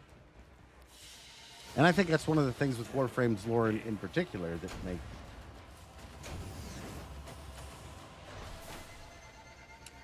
I gotta paint the frame, but I haven't been able to afford any pallets yet.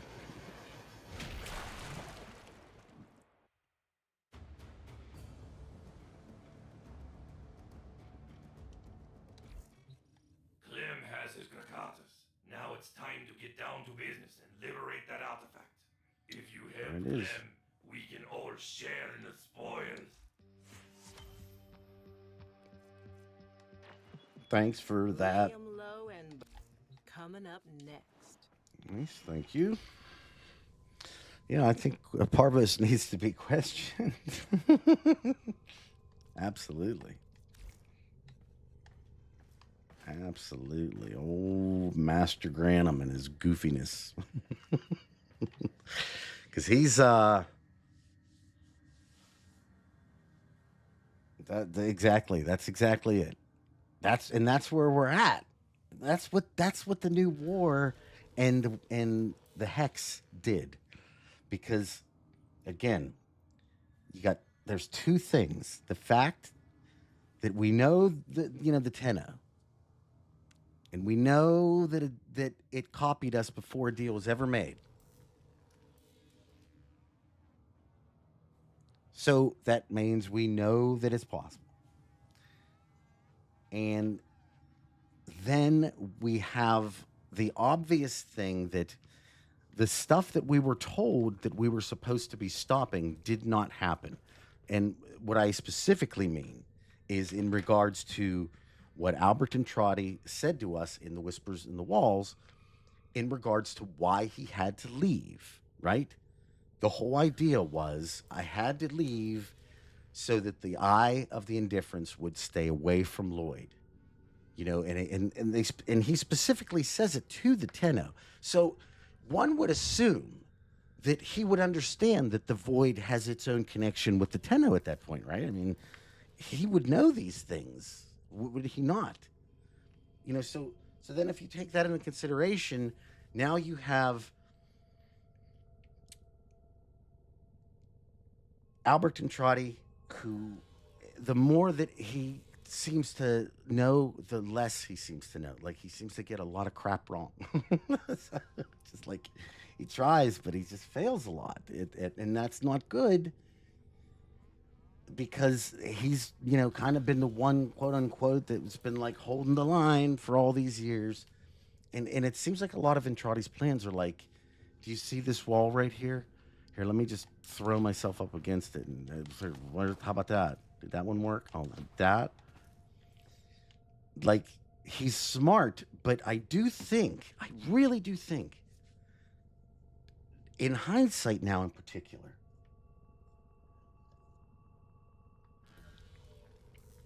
it wasn't an accident that the first true, let's say, introduction to Albrecht Entrati he postulated himself as a failure.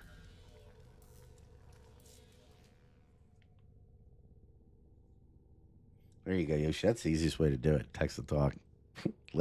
let technology work for you, not against you. Oh, there's probably a Darvos in the wall. There's a Barreau. I mean, we know for a fact that Barreau-Katir made a deal, so that means there could be certain. The craziest thing about all of it is there's lots of these people. They could have been dead for years.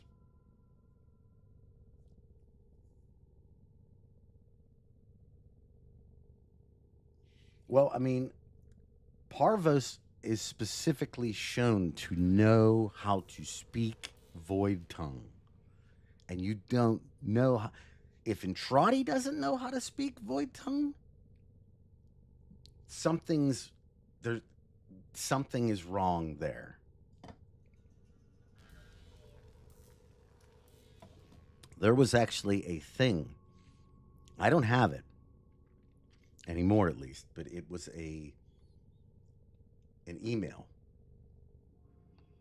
communication that we got where Barreau-Katir essentially said, Tenno,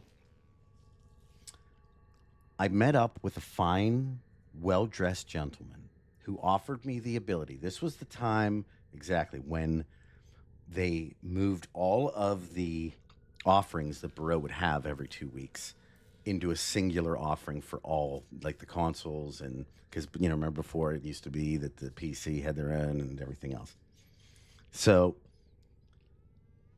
in the email, he talks about he converged all of himself into one. Like, he converged his timelines together so that he could essentially just offer everybody the same thing.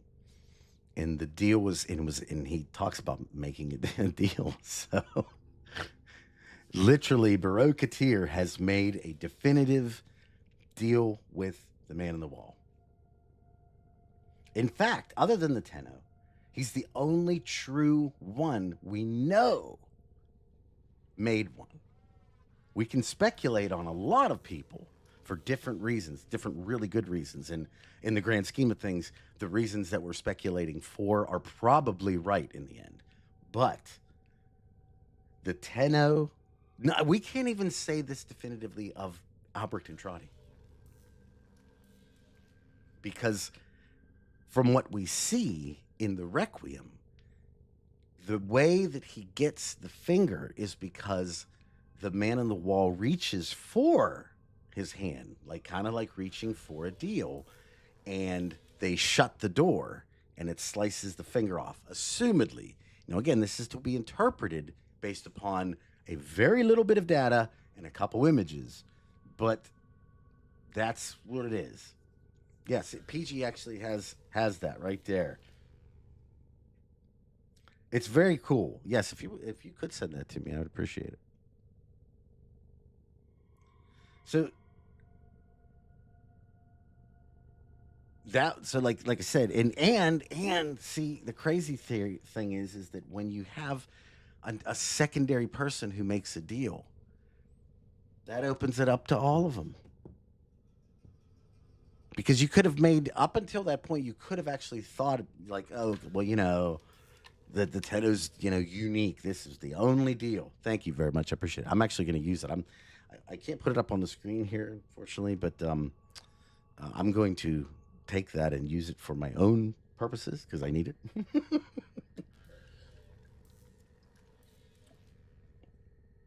Yeah. And there it is. Now you guys are all experiencing the paranoia that I deal with every day. Do you feel it? Do you feel that? It's funny. Somebody even said, who was it in one of, that I'm the conspiracy theory guy. Right? And, I mean, there are people, like on my Twitter account, be like, I've literally got the comment, like, look, I know that this is your thing and all, but I think you're reaching here. That's me, right? I'm the conspiracy guy. And now I'm going to make all you the conspiracy guys.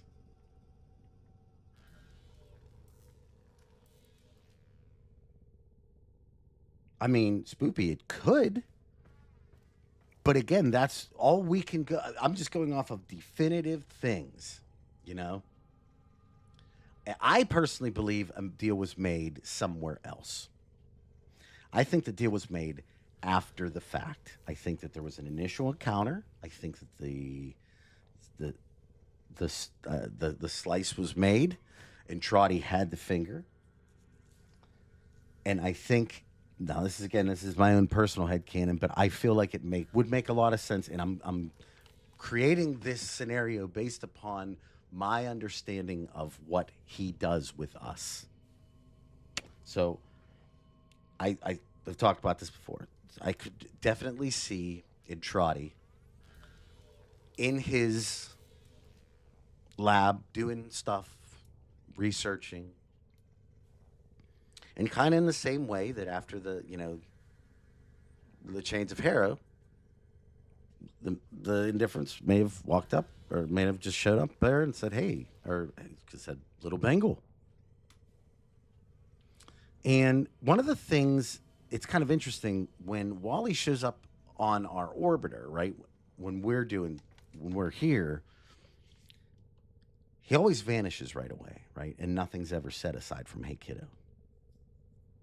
But also, there's never a situation where the Tenno's actually saying anything to him. And I wonder if Entrati, being the scientist that he is, he would want to question things.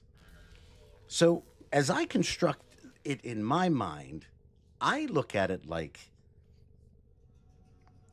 he understood what he had to go up against. And so he started putting together the idea of the vessels, right? But after a couple encounters with the man in the wall, just random ones, I'm guessing at some point he got up enough courage to speak to it and start a dialogue, because that's what a scientist would do. They would try to understand what they're looking at. And I think that the void was open to the dialogue in the beginning, but I think it was probably more like how we saw it in the Hex. It was more an accusatory dialogue. It wasn't a dialogue like where two parties are coming together because they genuinely want to talk to each other. I think that there was animosity from the man in the wall from losing the finger. Pterodactyl, I don't think so, because not everybody drank the Kuva. But that is an interesting thing for the preparation of perhaps your vessel for a future date. Keep that in mind. But so anyway, after a couple encounters of speaking in generalities, maybe in little things, and maybe getting even, maybe Entrati even kind of goading the indifference into, because that was the whole thing. You know, within the Lost Notes with Entrati, what you had there was the idea was he was trying to be smarter than the indifference. So when he first comes out, his concept, you know, when he tries to fight against it, is to temper its mentality in a way that he could dumb it down so that he could overcome it, right?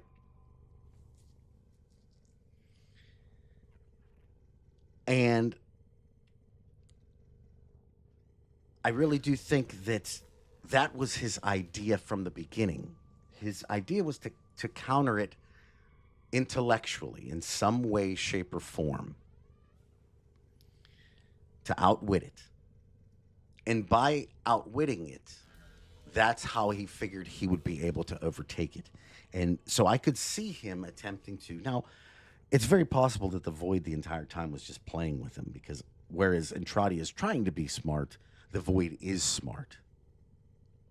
So it's very possible that every bit of information that Entrati was given, right, as, let's say, in questions and stuff like that, was given specifically for a reason, if you will.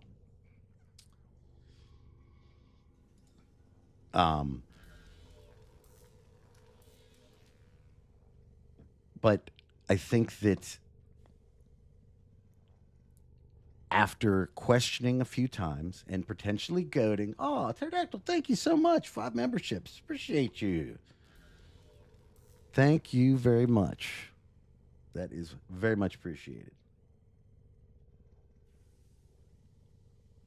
Oh, that's what I do it for.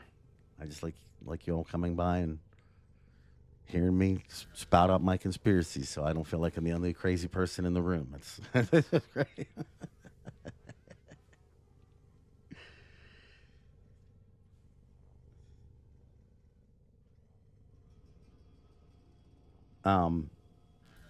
But you know, the idea that I was trying to postulate is through these little interactions, I could see Entrati trying to goad the indifference into giving little pieces of information. And then I think it happened. Once he got the vessel technology kind of together and created his one of them, I think he realized at that point he had a bargaining chip. And that's why I believe, at least, we see, and I've said this before, there's the vessel that the man on the wall has already overtaken, and curiously enough is the one that shows up at the end of the Hex quest, just saying. But in front of that one in particular, whereas as far as I can tell, there is no other situation in the labs where there is a chair with specific rune words, requiem words, circled around it, almost like a scrying type or summoning situation, right in front of that particular vessel. And then, of course, the vessel, that particular one has, you know, you can remember it has like the almost man in the wall looking part to the top of it. That's just a natural built-in portion of the labs themselves, which is, you know, incredibly coincidental or completely symbolic and makes perfect sense as a method of communication with a spirit like that.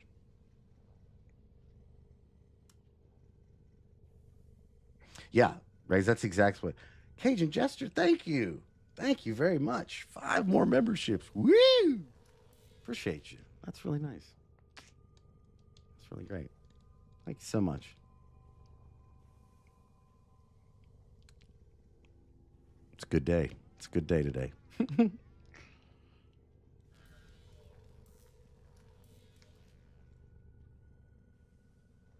Yeah, I think that's in.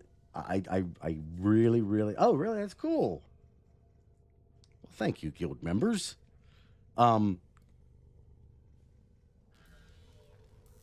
I think it's one of the reasons why we keep having this like kind of like back and forth between the indifference and Entrati, because I think there is a portion, and the only reason why is because, okay, what was the goal? What was the thing that Lotus told us we had to do at the Lotus Eaters? What did we have to do? I want the chair. I want the chair. I'm gonna buy multiple ones and put one in every single place I can. I'll put multiple chairs everywhere. Give me multiple Wallies.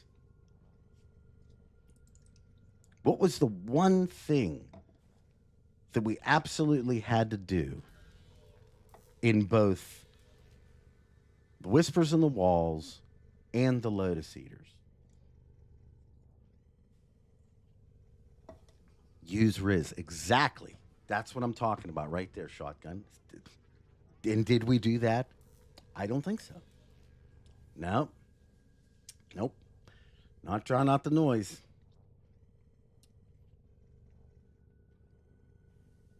I need that chair too. Big time. I want the chair. Nope.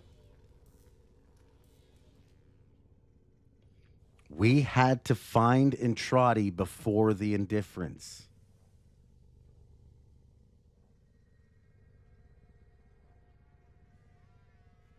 And Riz the Wall.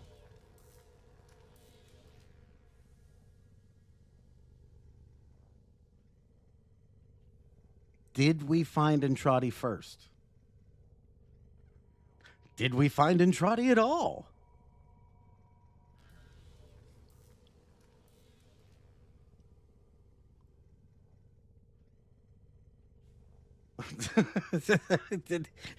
Did we fail? Because the indifference found Entrati first. Remember? And then not only did the indifference find Entrati first, because that was this key. We had to find him first, because if the indifference got his hands on Entrati, all would be lost, right? Except he did get his hands on Entrati first, and nothing really happened because of it. In fact, he kind of tailed us along, with the whole thing. He put him in a car, moved him around. Interestingly, because why did he move Entrati in a vehicle and subject himself to being caught when 2 minutes later he just scoops him up in a void power and he's gone?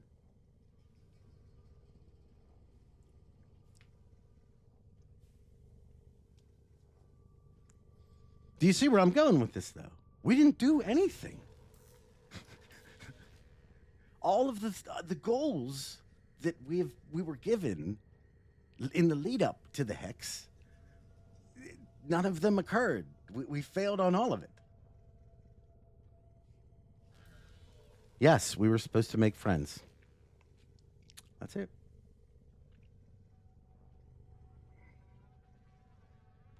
Yeah, I mean, if I'm going by Entrati, actually, no. According to Entrati, we're supposed to come to the place that he's trapped at, right? And blow it up.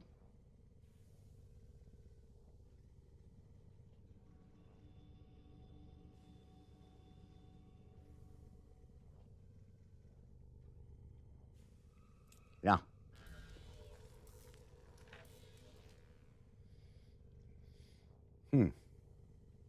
Wait a second. You know what? I wonder if the whole, what is it, Fos Zata Fos, is the indifference showing us two truths and a lie, right? The drifters are true, the indifference was true, and Entrati was the lie.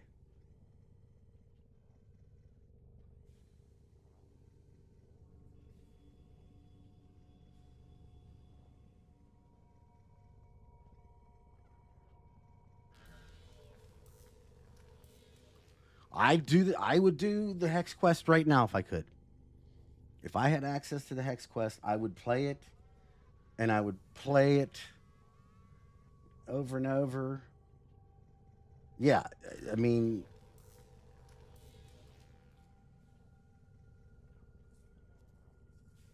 I think Tal was bait. I don't think anybody has any interest.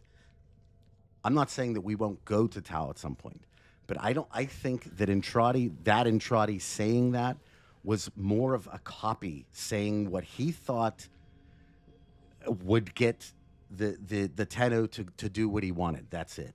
Like, I don't think that because again, I don't understand. You trapped yourself in 1999. If the goal was to get to Tau, why didn't you just go there?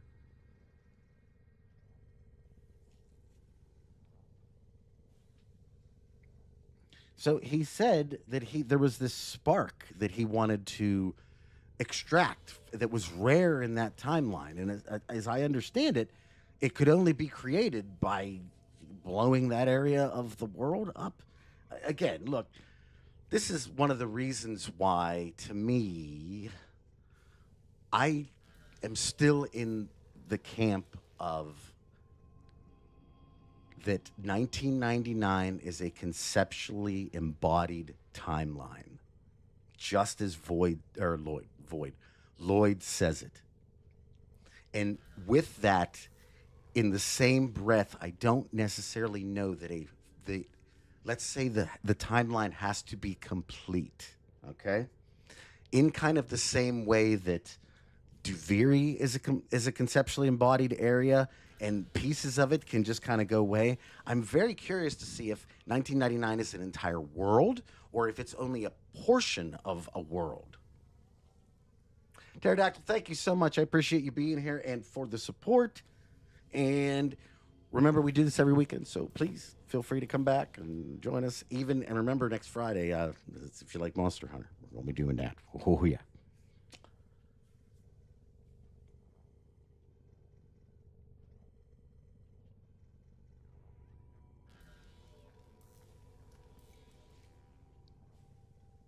Well, okay, now remember, the idea behind shooting the drifter is that he would need to start over. As I see it, if you look at the quest in a different mindset, that the Entrati we see is not only the indifference at the end, right? But on top of that, it's pushing us towards emotional connections with the Hex, which, in my opinion, goes hand in hand. Literally hand in hand with the ARG and the very end of the quest where the sequence is completed part, right? So if you have that, kind of idea in mind,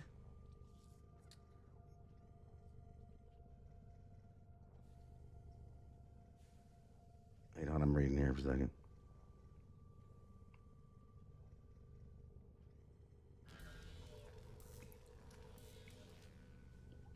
Well, I mean, things can occur from different timelines. We can see a perfect example is that there are aspects of our world that can bleed into Duviri and back and forth, because Albrecht himself has been able to bring things from Duviri into our timeline. So it's not that if with the right, let's say, vessel to do it, right? But, going back to what I was saying before is that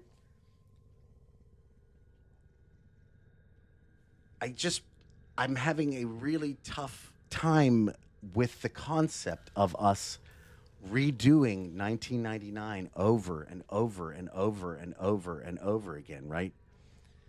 And it being in a real thing. And I feel like if you kind of put Entrati there at the very end, like I was saying with the shooting thing, the one Entrati basically just wants you to destroy everything, and the indifference is kind of pushing you towards don't do that. You gotta.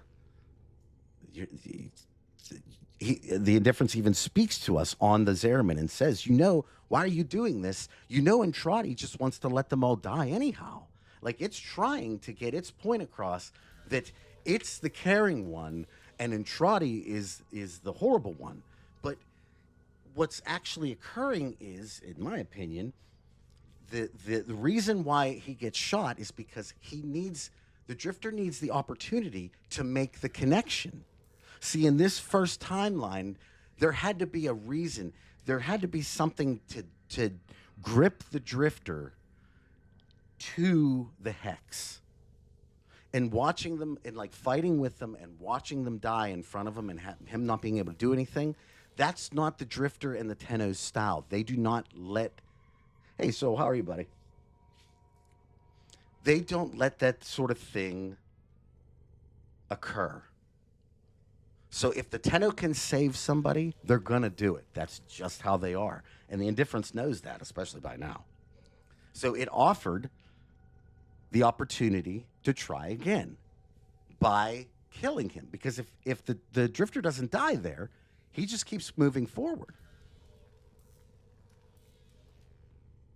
He's not tied in the same way to time like they are.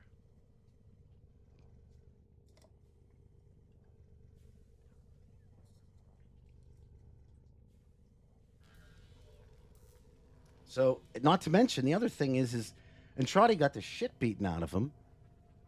And then, like, you know, the Indifference scoops him up, and 15 minutes later, he's got no marks whatsoever. What? Do you see where I'm going with that?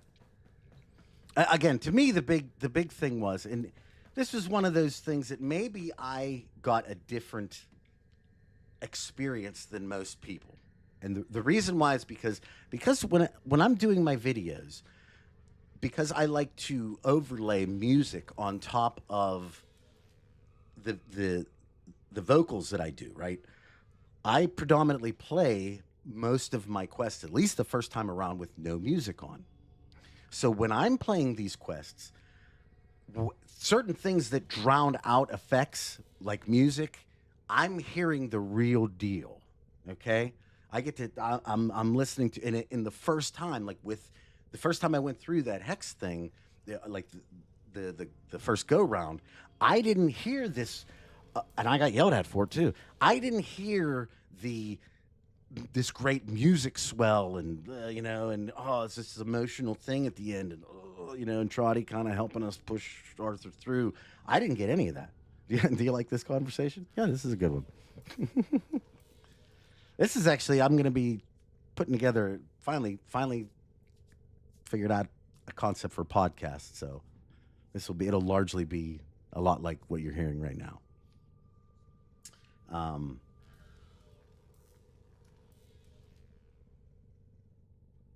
But yeah, you know, I just,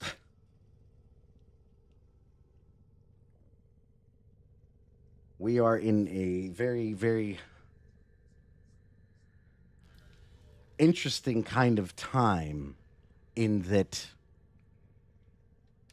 we know so much and we don't know shit.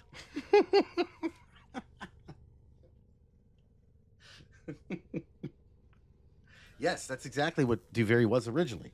Illyria wrote Duviri specifically as a method for children to understand the importance of emotional control in the face of the void.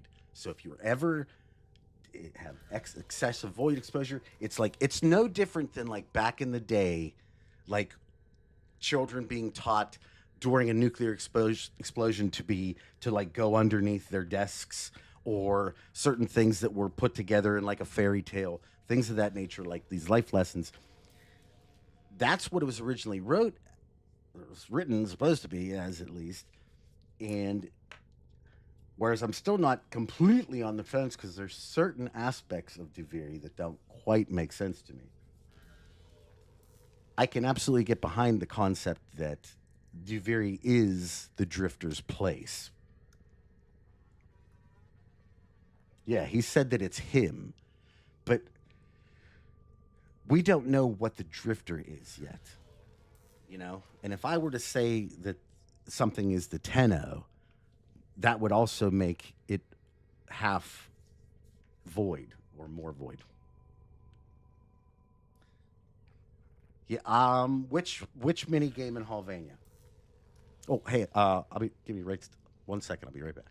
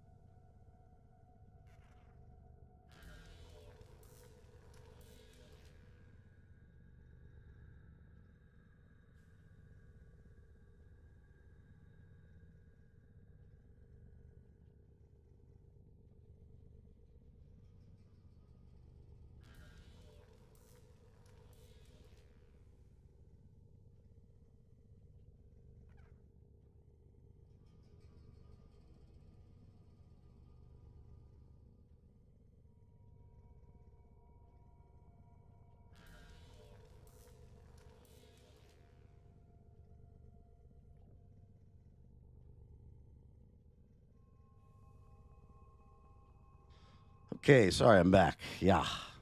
One of the things I was never able to alleviate as far as the problem with my computer system is it gets really hot in the room after a long period of time. So had to let the dogs out here.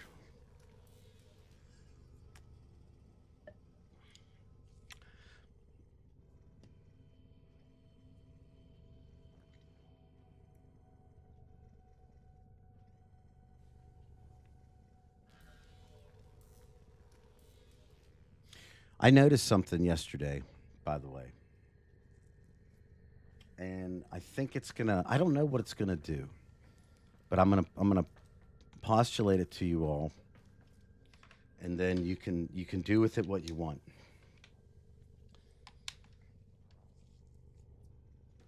Um, three fans. You know what? It's also a product. I'll tell you what. It's not my PC that's the issue. The thing that gets really hot is my Xbox. The Series X it's pumping out heat at the top. Not to mention it like whereas my PC pushes the hot air out sideways, like the my Series X is like somewhat close to my feet, and it just pushes air straight up. So, oh shit, I'm gonna have to play some Caliber Chicks.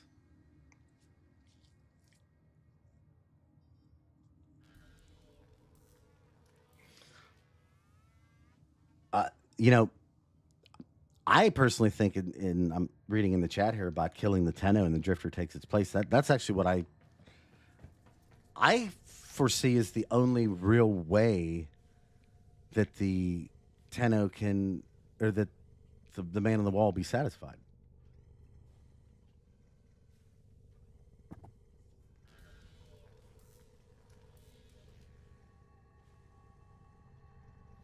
It just gets crazy hot, you know. But then I have all the things I've connected to it, like with capture card and everything else that connects to the PC, and it just Now I had a thought there, and I lost it, but it was a good one.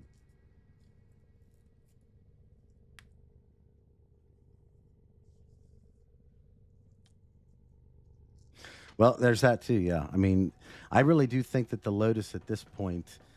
Oh, the thing I wanted to tell you about. Okay, listen. Her hand in Duviri is the right hand,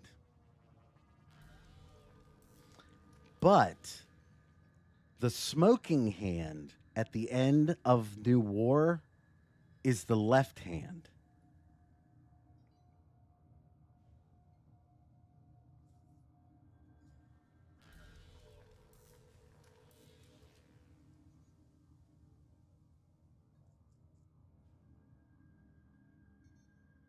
PG, that's possible too. That we have drifters in reserve, if you will, just in case.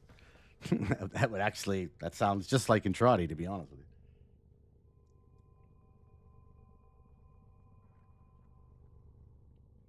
Well, yeah, I mean that's miracles require sacrifice. Absolutely think we're going to go to Tau in the future because I think there's a whole sentient story that is, that we can completely get into. We have so much on our plate right now, story wise, that I feel like going to Tau would just open up a completely new thing with all kinds of other stuff that's like not even close to being answered. I mean, you have like on one end you have like Parvus Granum, his connections with the void, what he's uncovered in Entrati Labs, because that was the whole reason why Operation Belly the Beast even like kind of, or no, I'm not. What's the other one? Yeah, Belly the Beast, right? Isn't that the one? Um, so we don't know what he's got out of Entrati's labs, but again, he speaks Void tongue, so obviously he's going to know what to do with it, which is scary on its own right. And then he has the whole sisters and the forces that they're kind of creating. Not to mention that they probably have their eyes somehow, way, shape, or form on the child of of the stalker. So there could be like a thing that's going to happen there. And by the way, then there's the stalker child and what's happening with that, and with the stalker himself, and you go on that tangent. And but over here, you have Albrecht Entrati and the whole thing with the cavia and what's going to happen with them, especially if Entrati ever comes back, because there's a whole like section of drama and story and crap that's going to go on. Like literally the second that Entrati shows up at Entrati Labs, it's just going to be an absolute fucking mess. I mean, that's just what's going to happen. Pardon the F-bomb, but that's what's going to be. So that there's that one. There's that story. And then there's this infested thing that's going on now, that there's two different types of infested, and it looks like one infested that's in our origin system actually is scared of the void, but yet there's another one that's now infected over. So there's two types of infested, one technocyte and one tech rod, and the other one's infested. And will they get together? Like it's is that a thing? Will they make the super strain, like a new type of thing? The smoking hand? No, I checked this last night because I was going to actually add it into my thing yesterday. I Yoshi, I'm telling you, I had a whole section of my script that I had to remove because her left hand is the one that's smoking, but in Duviri, the right one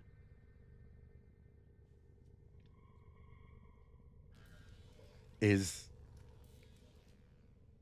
the hand. So it totally ruined like a good 5-6 minutes of video for me.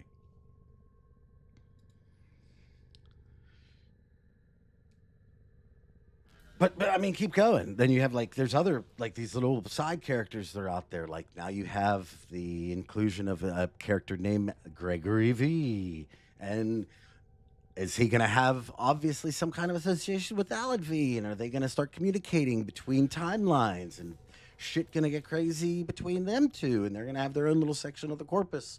Oh, by the way, Alan V knows how to use the mutilus strain, and maybe you can get some technocyte and put them together. Now you have something else. So now we have this. Oh, that's right. We have the worm queen, and the fact that she's trying to still revive the other queen, and they're out there in the void screwing around. Oh, wait, there's the Zerman, that you have this ongoing battle of dead people. Yeah, essentially that's what's going on there. There's just this constant group. Oh, by the way, you got Parvos is there. He's trying to extract stuff from there, and the Queen's there. She's getting stuff. So that stuff, there's going to be other probably things neither of them should have that now they're both going to have access to. Probably something that's going to affect our warframes or take away our abilities. That's usually how it works. Yeah. So then you have that storyline that's going on.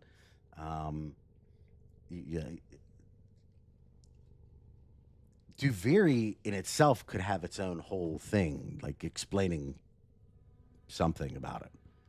'Cause, and then I mean you have then there's these other like tweener type concepts that are going on as we speak. Like there's this theme now that the Hex Quest introduced specifically of, do we get emotional or do we not? Like which one, what are you telling me to do? Because it feels like you want me to be emotional, but my logical brain and what's happening due to the emotional decisions I'm making is telling me, hold up a second, I don't know if these decisions are actually that great. Maybe this is the wrong way to go. And so you have this other thing that's playing out with our romantic ties to the Hex. Like, are we doing the right thing by becoming emotionally involved with all of them, and even more so like someone that we are romantically involved with? Or is that playing right into the hands of something that we're absolutely supposed to not be doing, and is only going to make things much harder, if not impossible, later. Yes, question. Sorry.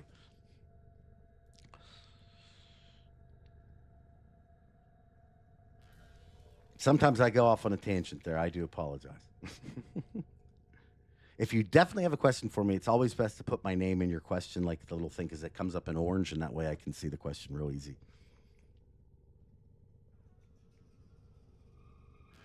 So, as I understand the Sentients, right? In the beginning, they weren't void. There's no void component to them, right? And again, I think the whole reason why there is no void component is because we come to find out that the void actually has detrimental effects to them. So if they were made of void and could procreate in the origin system, it wouldn't make sense that it being exposed to void again, but going to the Tau system would then remove that ability. So just by definition, I would say there's no void in the beginning. But then whenever they went out to the void, through the void, that's really the question. Did they become, quote unquote, sentient of their own accord without the influence of the void, and it's just something that just naturally occurred? Because you could make that argument. After all, even the Orokin try to fail-safe against that sort of thing. So it is absolutely on the table that it was just a natural evolution, and maybe the only natural evolution that they were going to go through. And the Orkin were like, hey, we'll take the risk because, resources are low here and we can send these guys out. Hey, we put this ticking time bomb. If they come back, it's not like they can ever have babies again. So, okay, cool. Right? Hey, King of Fire, how are you? So I feel like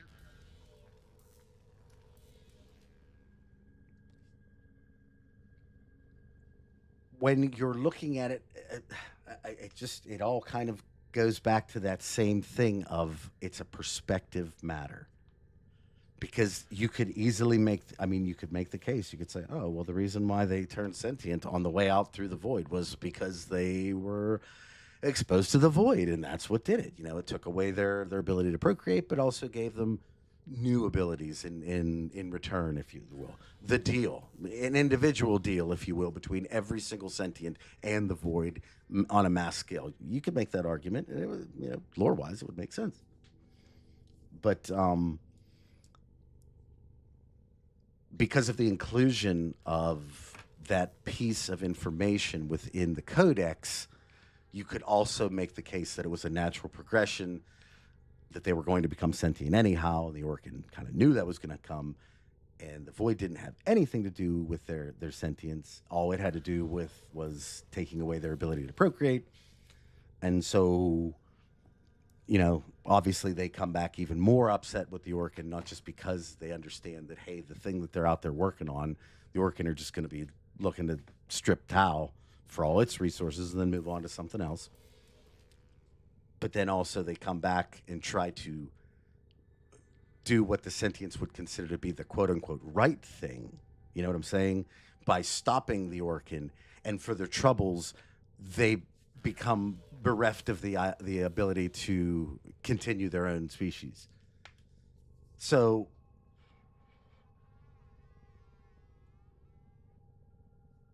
Blader, it's you're gonna love the quests.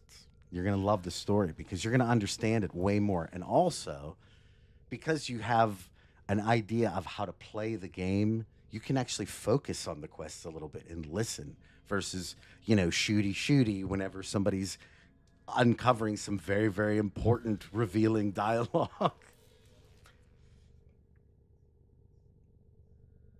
Oh, that's okay. No worries. Yoshi, that's fine. Remember, like I said earlier, it's very hard to offend me. It's not impossible.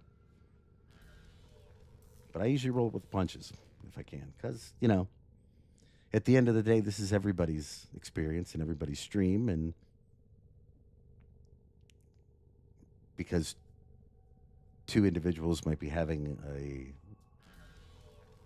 a thing or whatever, doesn't mean that everybody else should have to suffer because of it. You should replay the whole game. It's very, very fun. It's super fun.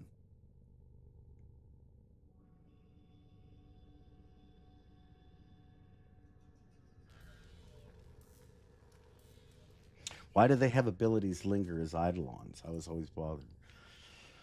Well, I mean, again, so there is, yeah, feel free to ask the random question, but it's all a matter in what you want to interpret is the stuff of the sentience. If it's part of their makeup or whatever, and that aspect of it, that piece of it, whatever it is, lingers on, I suppose you could make the case. I still believe, I mean, again, this is just my own personal headcanon, so you can't take this as any type of confirmation, but I definitely believe, I think the Void did everything. Like, that's what I love about this. I think the Void's been dealing and wheeling and dealing for years, and nobody knew about it. Or maybe they weren't, but DE was like, hey, there's all this opportunity that the Void could have been wheeling and dealing for years, so let's do it. And I'm like, okay, let's do that. Lavos Primes, because I did, but I'll be honest with you, that one skipped this. I'm missing it right now. I know the gist of it, essentially, with the alchemy, man. Hold on, I guess I can pull it up. I'm not invalid here.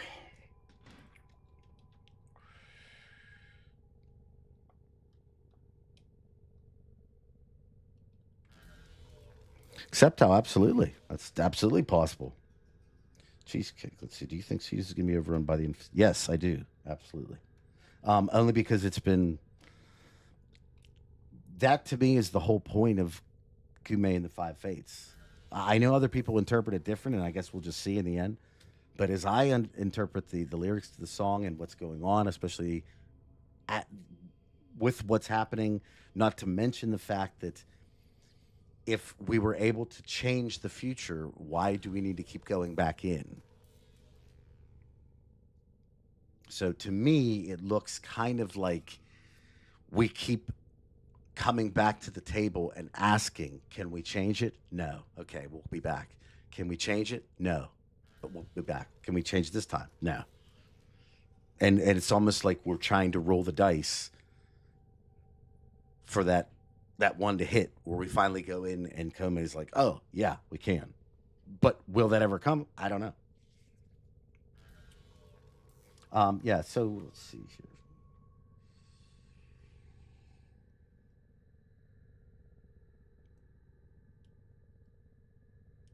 I think the Void is a living thing now. I don't necessarily think it was before, but not living, but aware.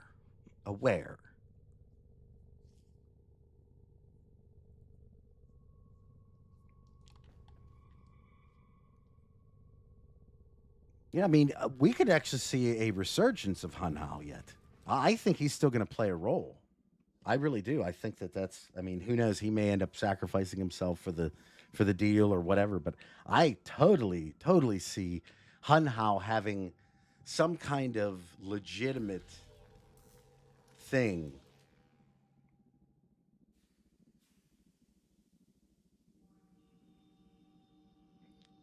moving forward.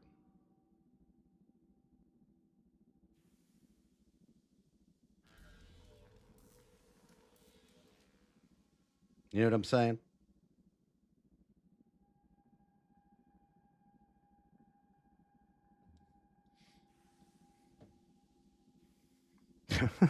Rick and Morty when he gets the crystal. Yeah.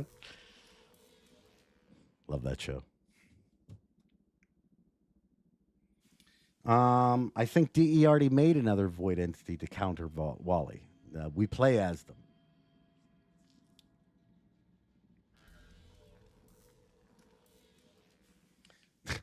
I'll do you one better with the plot twist with Kume.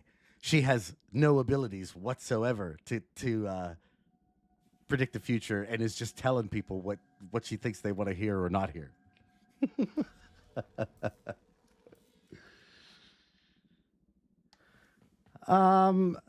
So I would caution on the void having a conscience.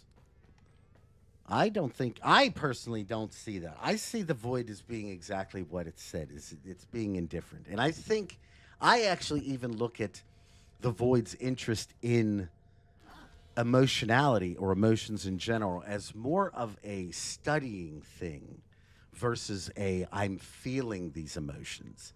Dare I say, aspects of the Hex quest and other quests in particular may even, and this might go right back to the first time that the Tenno really interact with the Man in the Wall. But I think there's the possibility that the Void might see using emotions as a way of very useful and almost 100% effective manipulation. And is just, I think it's one of the reasons why it seems like it's always so damn happy.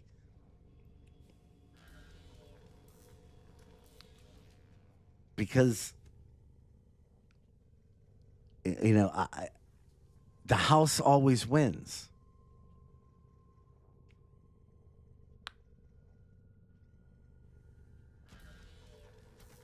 Haster, that's exactly it. Like that could be exactly what Kume is. You know, we keep going in, and she's like, "Yeah, I mean, they're infested. They're going to keep coming." Maybe she's bored and needs company, and that's why she keeps saying, "They're like, did we do it?" And she's like, "No, not this time, not yet. Come back."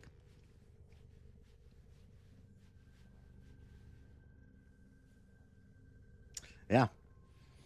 And I there's just this aspect, and again, it would go in line with if you believe that the presence, at least the opening, the beginning presence, that the void inhabited due to the encounter with Entrati. And this is kind of how I've looked at things, like even from our perspective too, that it's probably very much like Entrati in mindset. So I could absolutely see almost like it's using us as kind of like we're a little rat. And it's just like kind of putting cheese in different places and saying, "Oh, look at that. Oh, look here. I'll put this person here. Look at that. Oh, look what he did. Look what they did that time. That's crazy. Write that down. Somebody write that down." And then one of the other variations of him's like it's like like with the black eyes, and he's got the white lab coat on in the back, and he's writing it down like, "Oh yeah, yep, that was cool." And then there was like 5 other ones, and everybody like shakes their head in agreement. "Oh yeah, beautiful," and we're all writing. I mean, Highlander, there's nothing in the lore that says that Kume isn't a bored, lonely scammer. That's what I'm trying to say.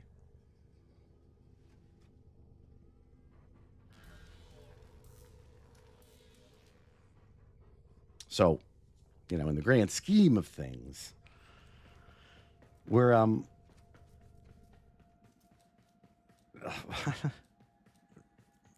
it wouldn't be out of the realm to think that all of the origin system and everything else is just one big fishbowl, and Wally is this face that's always looking in and dipping his finger into it. And one time he got his finger bit off, and he's pissed, right?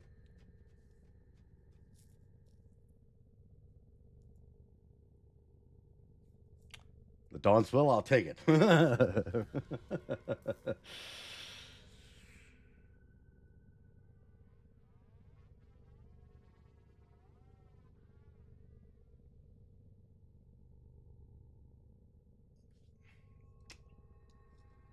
Well, I mean, here's the other thing, too.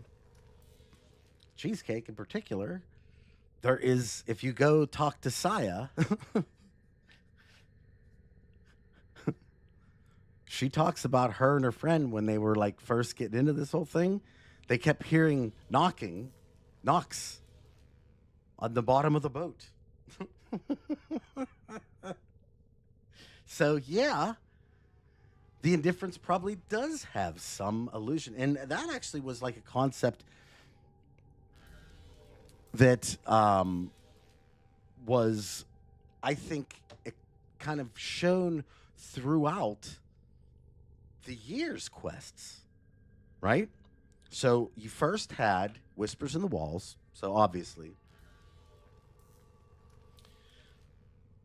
Then you had the Dante update, where within the Dante update, where the story itself, that's where Parvis was getting artifacts from. So you have the surface story is that Parvis Granum bought the Laverian and is going to basically, shut it down or make it better or whatever he's going to do, make it for profit type thing. And Drusus wants it back. That's the surface story. So we have to go and talk to Lloyd and see if he'll let Drusus sell a couple of the things that are in the back rooms of Entrati's labs.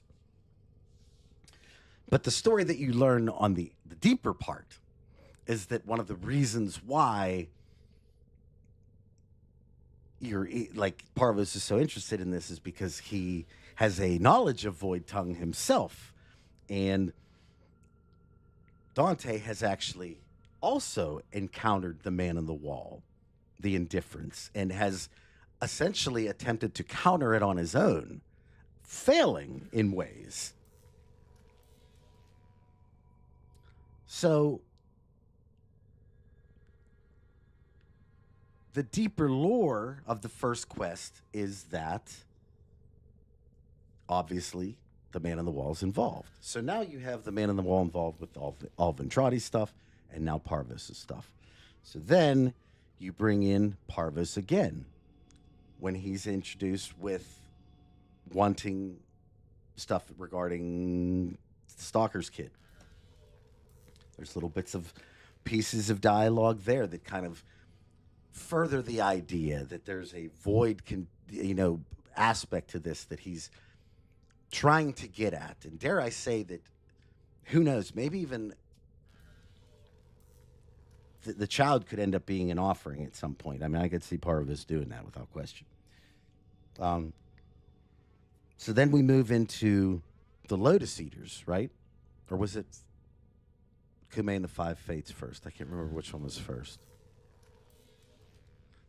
Whatever one came first, clearly the idea was there with Wally with, different things and whatnot. That one's no brainer. But then finally, you have Kume and the Five Fates and the concept that there's this frame that can somehow see through time. And, people in Cetus now have been praying to this frame for God knows how long and trying to figure out how to change time, change things in timelines, essentially. Sounds a lot like eternalism. Okay, so Kobe case comes first. And,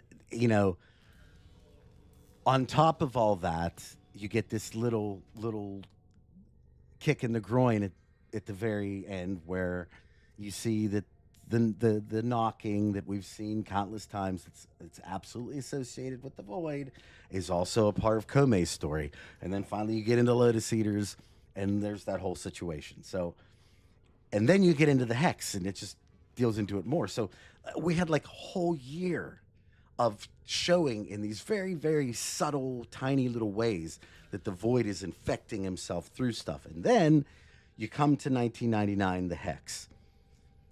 A place where we're told is the only place that Entrati can be safe from the indifference. Yet, every time we go there, he's there. We go there in Whispers in the Walls for 2 seconds. And if you go behind in the back in the subway, he's there. So then we get to the end. We get to 1999 and through a conceptual helmet with a base frame. And just as we get assaulted by the person we're trying to help, and they bring us into the room, we come to find out, Entrati's already been taken. We already missed him. We missed it. We were late. We were too late again. I don't know if we'll ever see our parents again. That's a really good question. Because, I mean, they do have models for them. So, I mean, it's possible. And plus, we've seen them kind of at the, in Duviri, or in, is it Angels and Zerman, where you kind of see a little bit more of them. Maybe. You think Wally chose on moving?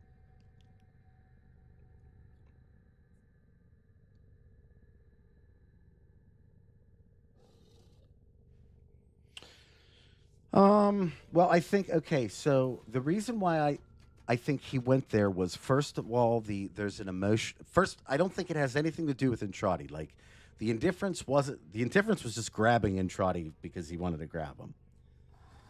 But the Zeraman is a very, it's a place of pain for the Drifter and the Tenno, specifically. So it's a place where it's a lot easier to emotionally manipulate something if they're already associating and already emotionally manipulated by just walking into an area. Does that make sense?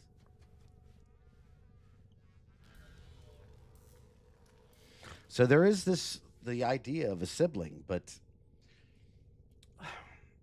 I don't know what to say about it because, as I've said before, it's tough to hold what I'm seeing in those messages within the KIM system as true 100% lore, because there are choices that contradict each other. Meaning that I can do one thing or I can do something completely different, and it's very relevant to the story overall in the grand scheme of things, at least in my initial story. And like the major one that I keep going back to that really kind of threw me off, and I don't know, maybe I'm just thinking of this the wrong way, but the thought that I could choose if I killed my parents or not. And I think that was another one too, that I could choose if I had a sibling. So if I can choose not to have a sibling, or I can choose to have not killed my parents, to me, those two things seem like extremely important backstory pieces if you're trying to put together like full lore, right?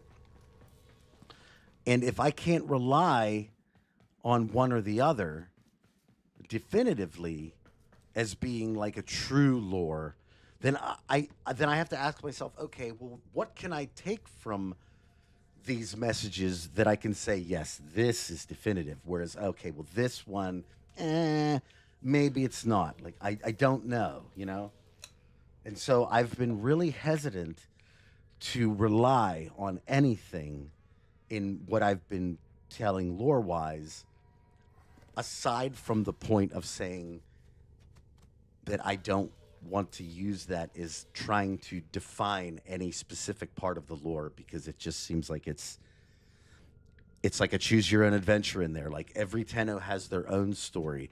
So when you're talking about backstories,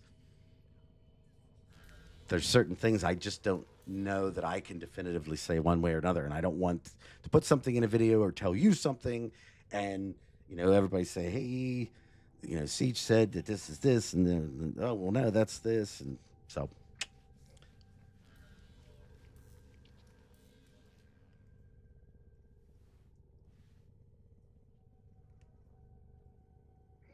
I mean, so that's definitely a possibility.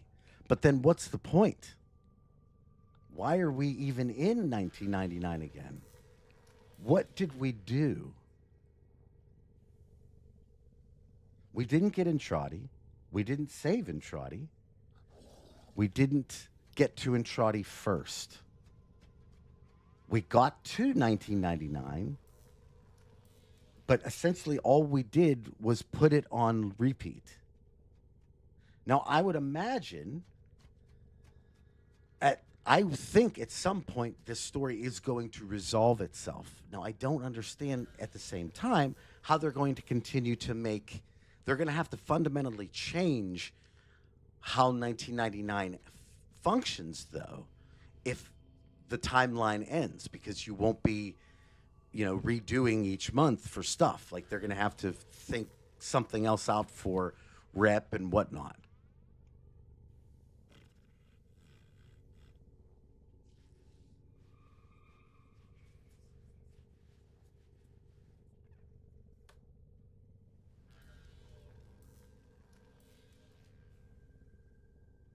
So it's, again, that's, if you ever see, or if there's ever like parts of videos that you're like, oh, why don't you include this if it has something to do with the KIM?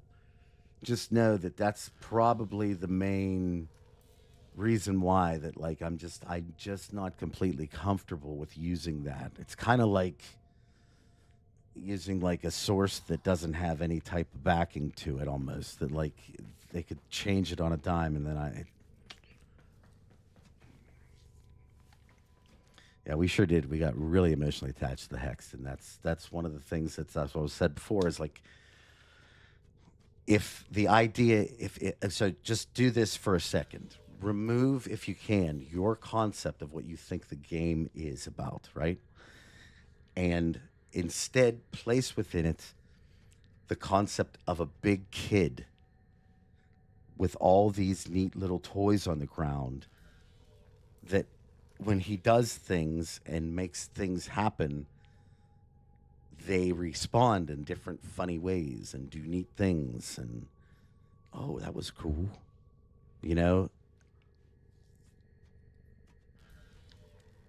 So, I mean, that's the only way I can think of it. And it's really kind of how I almost viewed the scenes with the hex, or I mean, not with the hex, with the man on the wall controlling,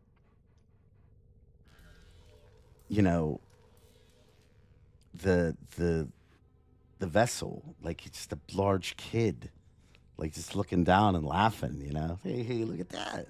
Hey, cool. Look what it did, you know?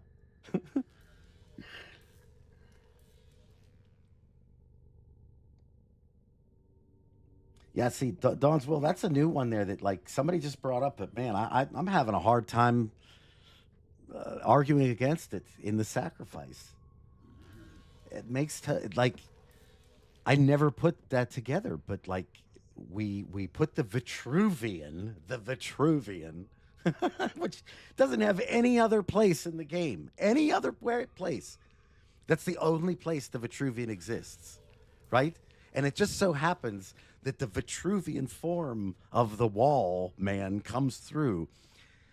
And I'm almost kicking myself, because it's like, dude, why did you of all people, you didn't, Vitruvian, you never even thought to put these two things together?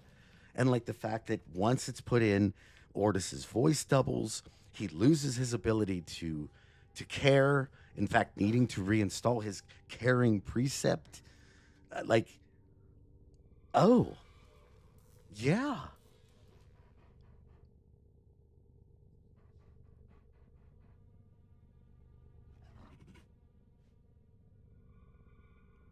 Well, I mean, I think there's potentially many people in Duviri that have made contact with the man on the wall. Dare I say, it might even be more like, because I look at the Duviri as like open void, like things made manifest in open void. So in that regard, like, couldn't his influence be everywhere? I mean, he's already in multiple times just like shown up, brought a hand out of things, like put a big finger down in the middle of Duviri. He seems like he can do whatever he wants. It's just a matter of what's he want to do. Well, Yoshi, you might be thinking about what Euleria talks about in her example in the New War, where she talks about the parents. One parent dies, one parent survives, and then vice versa through eternalism. And the end of the answer is the parents both die, the parents both survive. Is that right?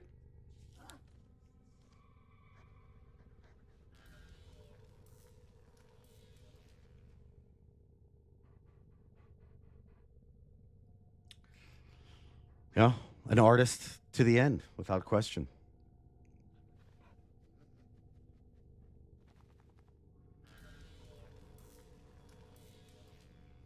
Well, Keptic, the idea of the hex, a lot of it's predicated upon what they are. See, that's the thing we just don't get yet. Are they human beings, or are they conceptual embodiments of human beings? And if and how would anybody know? That's one of the things that I brought up in another video that I kind of postulated this idea. Like, the people of Duviri, they don't think that they were like created by some kid. They've, in their mind, they've lived these long lives, and there's this land that just happened. They don't look at themselves as anything different than anybody in the origin system does. So who's to say what's real and what isn't?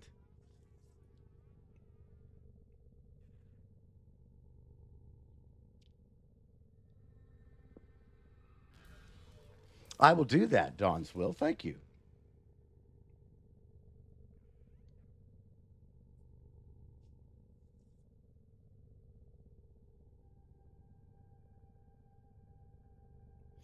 BG, it's definitely possible. I told you what I've kind of postulated already, because I feel like in the ARG, whereas other ARGs have, kind of loosely reached out to the community, this ARG before the Hex Quest was different because it spoke to us. It knew it wasn't talking to the Drifter or the Tenno. It knew when we were getting those letters from Dr. E, E, right? That was the indifference. And the indifference knew that it was speaking to us, the player, which to me, I believed that the Trinity is between the operator, the Drifter, and us. Because it is kind of like an incepted dream, Like, you got the Warframes, and then one level under is the operator. And then essentially one level under that is us.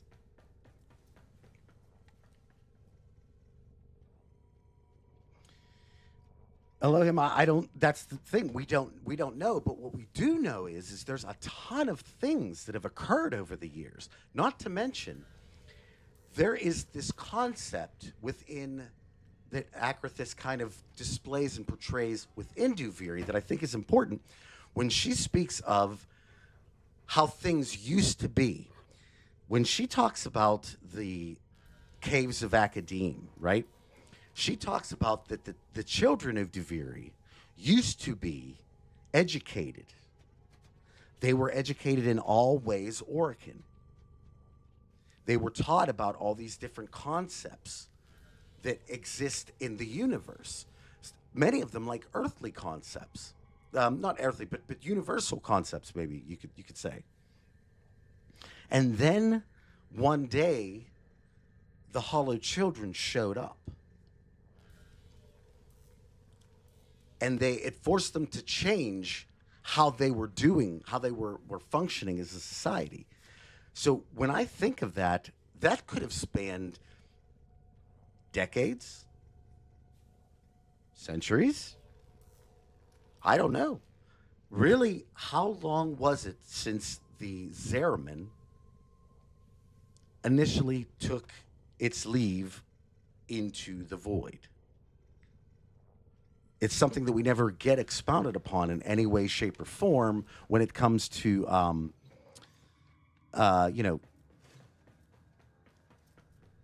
the amount of time that the Tenno were asleep.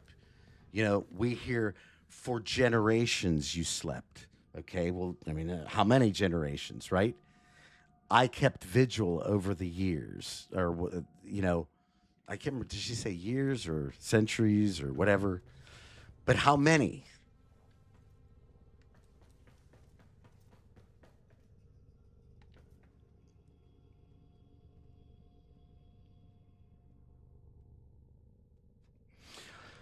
Well, I mean, again, that's one of the things when we talk about this 1999, these connections with the hex. What did we do until we figure out what that last scene truly meant?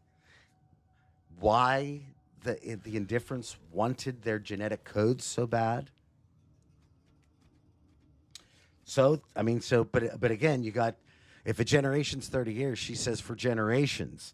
So it could be 10 generations. It could be 30 generations. It could be 100 generations. That's another thing. Whose generations?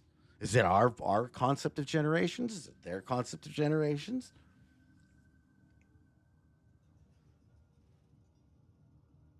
Yoshi, the Kavi are something of their own right because they've seen it all. They were literally saved by the man in the wall. I mean, that's how it is. So they're really unique. And that's another thing. How old's Teshin now? And why is Teshin the only one that seems to age in Duviri?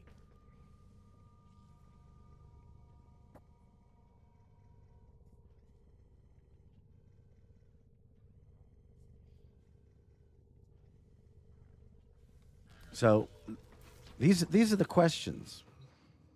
Let's help Darvo get his relic here real quick. Do something for the stream. I'm sorry, guys.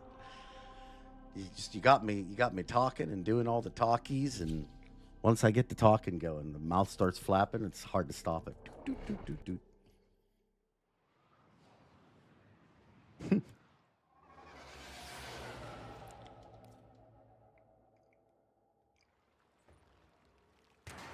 Clem. This is it. The merchandise acquisition mission. You and Clem cause a ruckus, while my other operative is the officer. Let them know you're here. I really hope that the Cavi in particular gets some kind of resolution because their story is like far from over, in my opinion. You know. But, you know, that was another story that would have most likely been, let's say, resolved had we, or not maybe resolved, but at least furthered, had the Tenno succeeded in what they were originally supposed to do, get Entrati. Hey, look, these guys are dropping life support modules all over the place. That's convenient. Yeah, and there you go. Pastor, that is the extent of how varied the ages could be.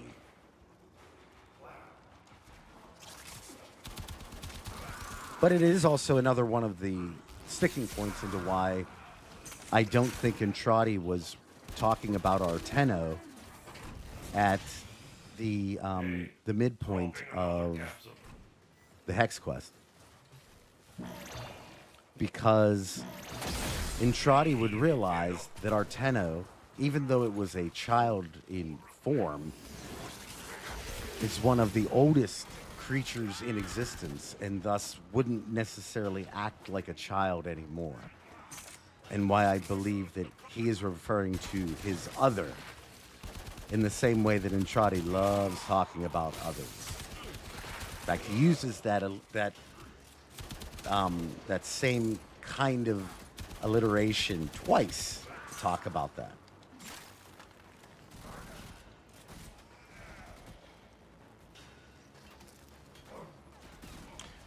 Well, I mean, I have absolutely studied the Man in the Wall and what its capabilities are to a point of maybe exhaustive degree, because I just, and I've said this before, I find that particular character to be one of the most interesting villains or concepts, you know, if villain is not a word you're comfortable with for him, that I've seen in gaming in a very long time. I actually thought we were headed that way a little bit in Destiny, but then they kind of pulled away from it. And Warframe kind of like not only kept it going, but moved it to something that I think is getting, better and better with each iteration of the information that we receive, and it has just kind of completely captured my. All right, well, good night. Thank you for being here. I appreciate it. I do apologize. I put the stream a little bit earlier today. The main reason was because I'm tired from sitting in front of a hot PC all weekend, trying to get the video out and the streams and stuff. And so I wanted to be able to stream a little bit today and take a little bit of a rest here, because my eyes are just a little bit hurting, and my carpal tunnel hands are also just not feeling, let's just say, completely in 100%. They're feeling a little weak saucy, if you will.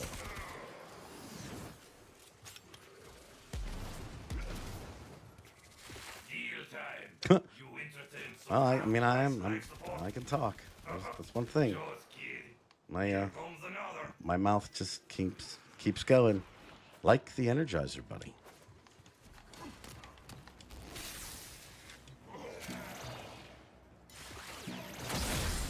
That's true. Yeah. If you are a Destiny fan, you know disappointment and pain and suffering like very few in the gaming world.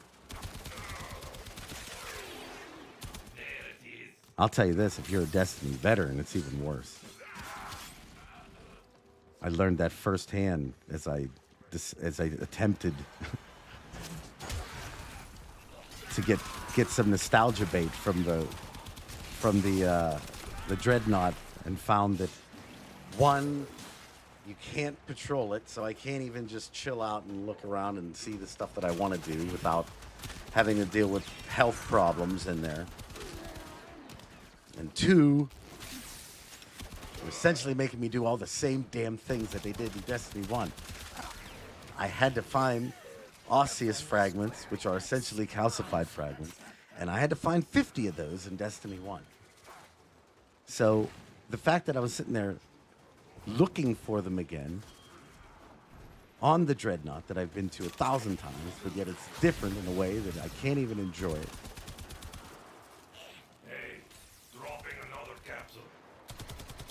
I don't want to make this week's stream another rant on Destiny, so I'm gonna not go any further. But just know that I was well versed in the discipline of being a Destiny player. Yeah, I know. I apologize. My voice is starting to crack because I've been using it quite a lot.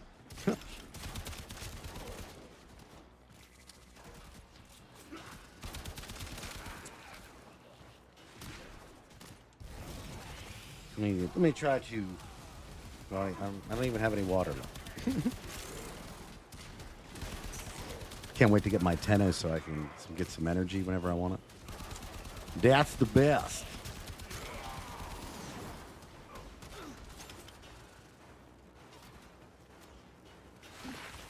No. Sabathun.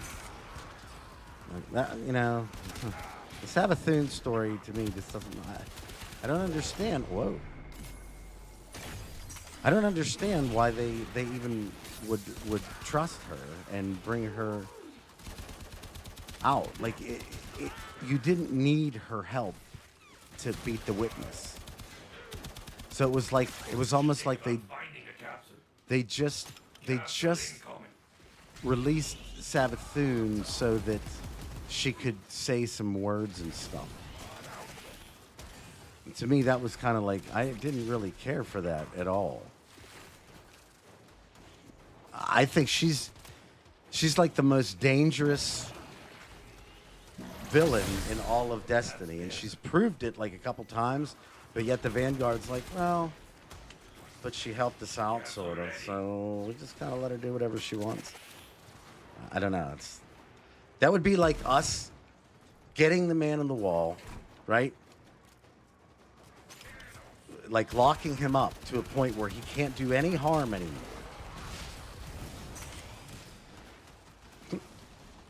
And then just letting him out, being like, you know what? Kind of helped us, so whatever. It's fine. He'll be all right. You worry too much.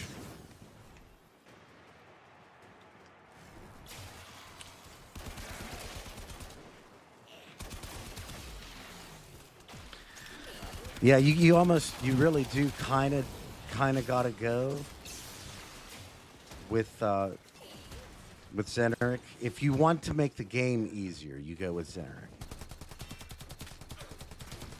Because even when you get the additional damage from other things, it's like if you don't have your abilities constantly, then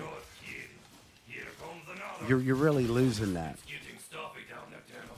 Turn on some life support. All right, buddy.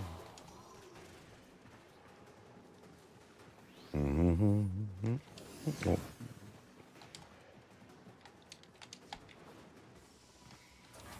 Uh-oh, can I get it in time? There it is.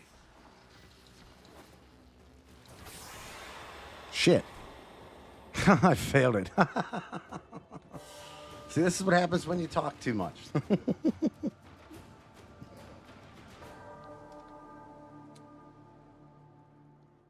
Boo. That sucked.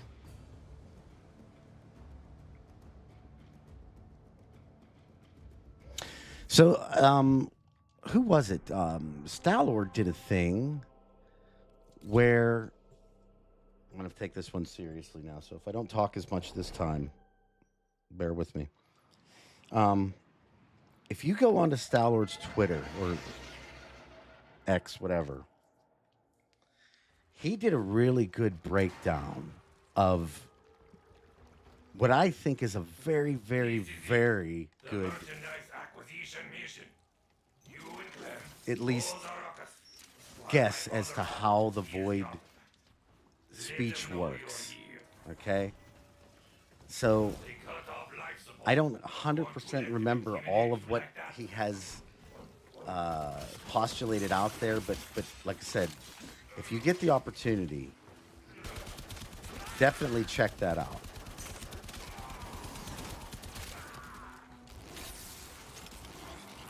Well, I think a lot of people are on the side of the indifference. But I want to stress, though, that I think that's... I don't think... how about this? This is maybe the better way to say it. You can be on the side of the indifference, right? But just don't bet that it's on your side. Because that may be the thing that ruins you. Hey, thanks for the help in the last mission there, too, Clem. Worthless. Oh, I do it constantly. Especially like a lot of times when I'm doing work or something like that, I'll be kind of doing some of the missions that I'll put in the background, right? While I'm, writing a script or something like that. And I can't tell you how many missions I've failed just because I've been skating through the mission itself and not really paying attention to what I'm doing. I'm blaming the last one on Clem, though. I don't even care. That's how I roll. Well, I mean, I that's smart. Don't trust anything that's indifferent.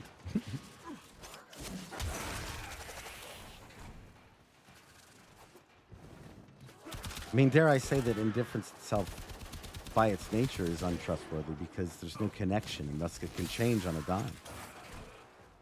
You'll never have loyalty with an indifferent individual because you have to care in order to have loyalty. Yeah, definitely don't trust Albrecht. My God. That guy, he's cancer incarnate. How about this? If you have to trust one of them, yeah, I would go with Wally. I would go with the indifference over Entrati because, and Entrati, I just feel more and more is he's playing with stuff that he has just no clue of what the consequences of it even are, and he's just fumbling around like he's this great, innovative mind, but in reality, I have to question considerably how much of that is, how much of it is earned and how much of it was given. Because anything that's given can be, taken. Things that are earned, it's a little bit more difficult.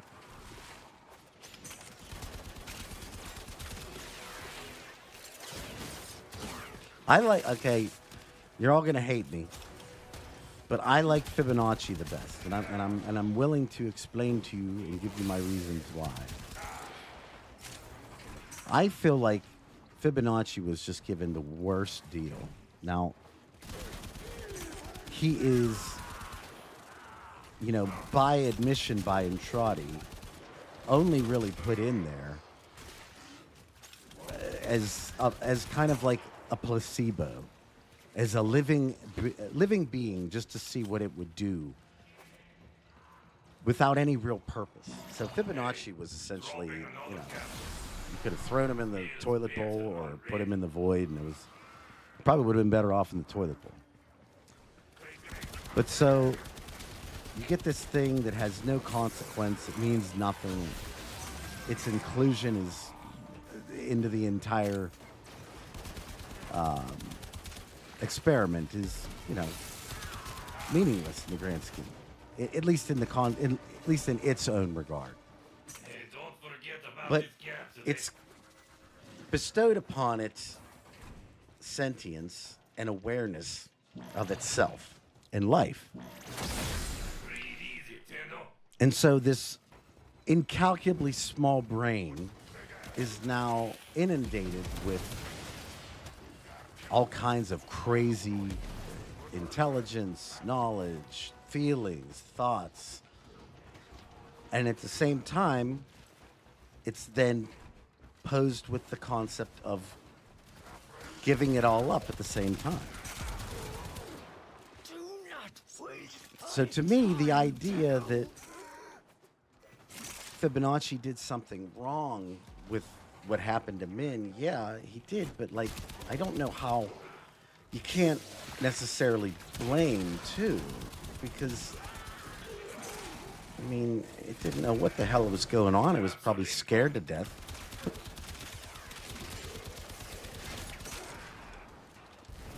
I guess in kind of a similar thing as to the whole Ballas idea that I've kind of said in chat a couple times, that if you were offered the same tools and put through the same horrific things that Ballas was forced to with someone that's so important to you, would you have chosen differently?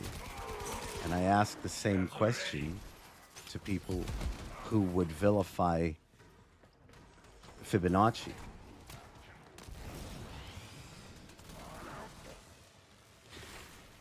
Oh, Aster, yeah, I've kind of back on that point over and over, that I just feel like some of Entrati's plans are really stupid.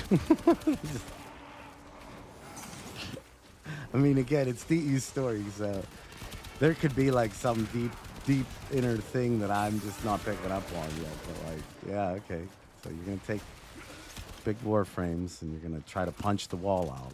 A thing that can shape shift and do whatever it wants, whenever it wants. It can also take the same large warframes that you are going to use as your weapons, and that's right, it can use them too. What exactly are you trying to do with this story thread? You interested in some half-price life support? How do we win?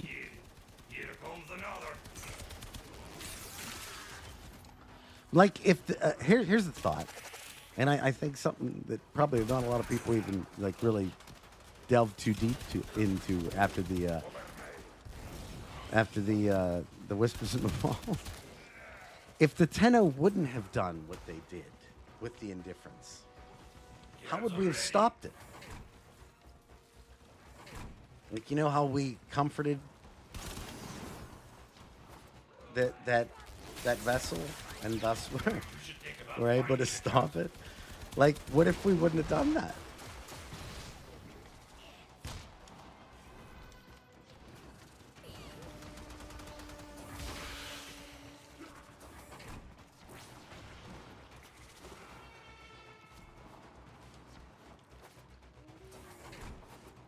Not again.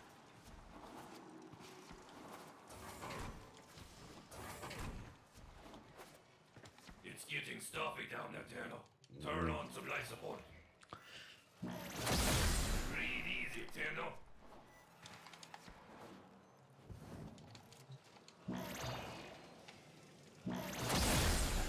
I mean, I love I even like Bird 3's story. Like, I think that when you really get into the Bird 3, like, especially the fact that he was probably, like, revived. He was, like, reincarnated. Not reincarnated, but, like, brought back to life twice. So, hence the name Bird 3. And Entrati did some really messed up shit. I mean, maybe not. You know, maybe Entrati he's playing the 4D chess, but I hope so, because his plan sucks so far. And then, not to mention, like, we're not doing well in getting them to function as they're supposed to.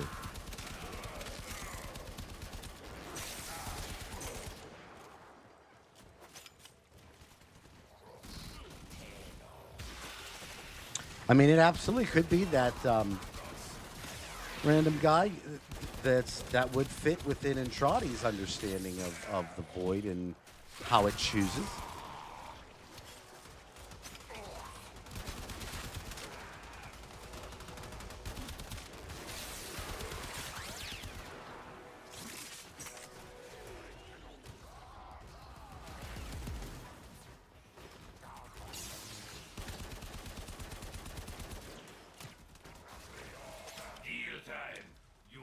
All right, so if you go and look, it's really messed up, man. At the beginning of Whispers in the Walls, right? You can go and see like the document notes, if you will. Hey, Clem. We got what we need. Of like each one of the things, like the Don't forget about this capsule. tag fur and what he is, like on a more technical level, if you will. Like someone would be writing down notes from the experiment, and you come to find out that it says that it's in the reincarnated process, or the reviving process, ongoing, meaning most likely that Bird 3 is actually Bird 2 and Bird 1, and is the reason why they asked not to ask about Bird 1.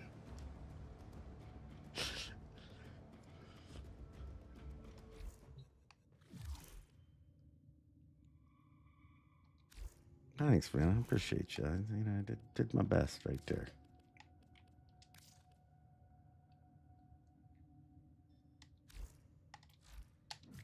Let's go to the shop. So I don't know if Ballas, let's just say he absolutely could come back. And if for no other reason than I just feel like Ballas would be the type of person, and again, I go back to this, that if continuity uses some level of mind transfer, and it can be, say, encapsulated in an intermediary, almost like a Horcrux.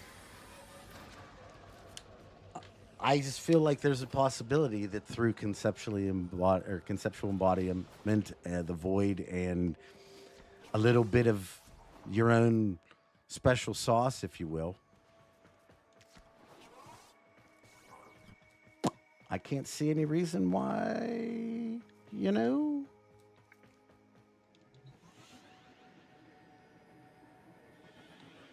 Well, I mean, that was actually a thought that I had because I've kind of wondered if.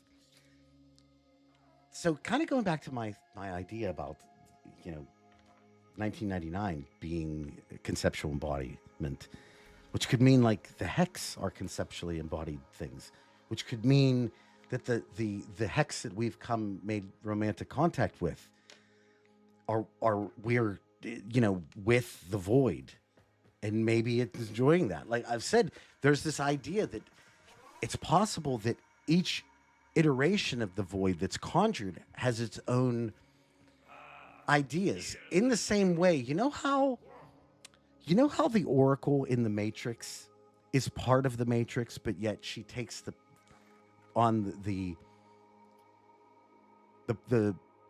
plight of the humans.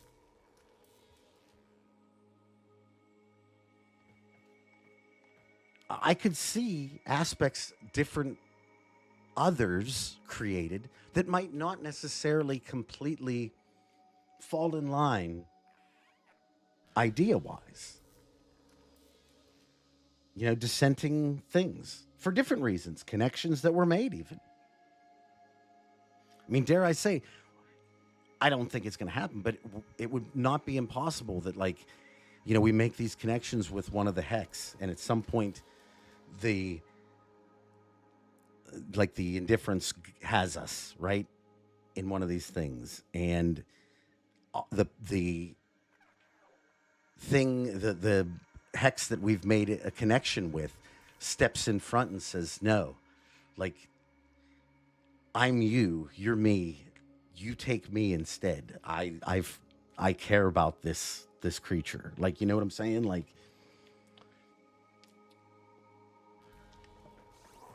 I don't know. Clem is very glad you saved him from certain death. Clem, Darkata. Oh yeah, and that you got is gonna count us back too. Clem.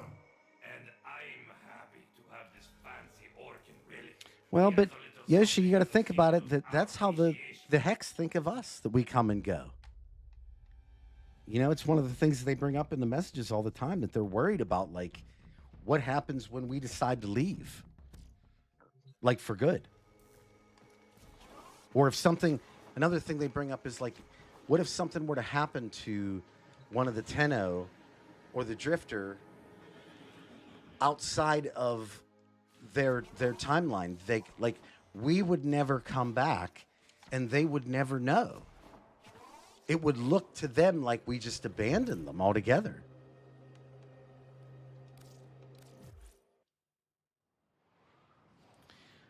Dear, I think it is possible, but if Min comes back as a conceptual embodiment, is it really Min?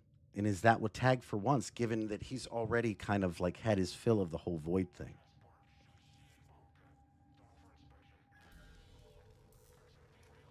There you go. Kid vibes right there.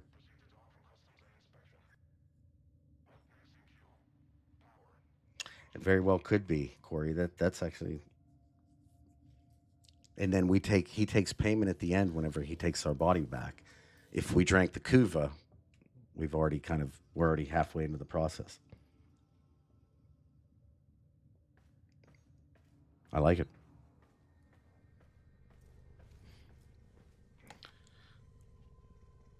But with that being said, as I'm losing my voice, I do believe this is going to be the end of the stream for today. Look for another video coming out this week.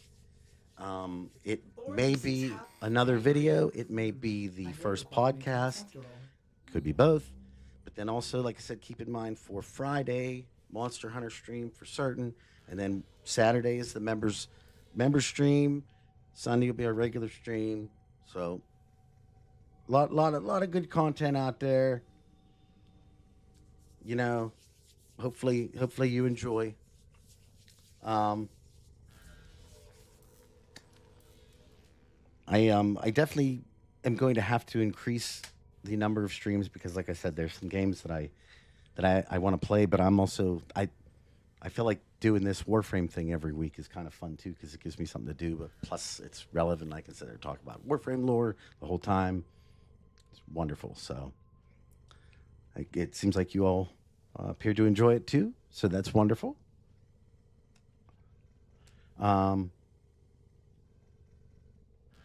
Maybe.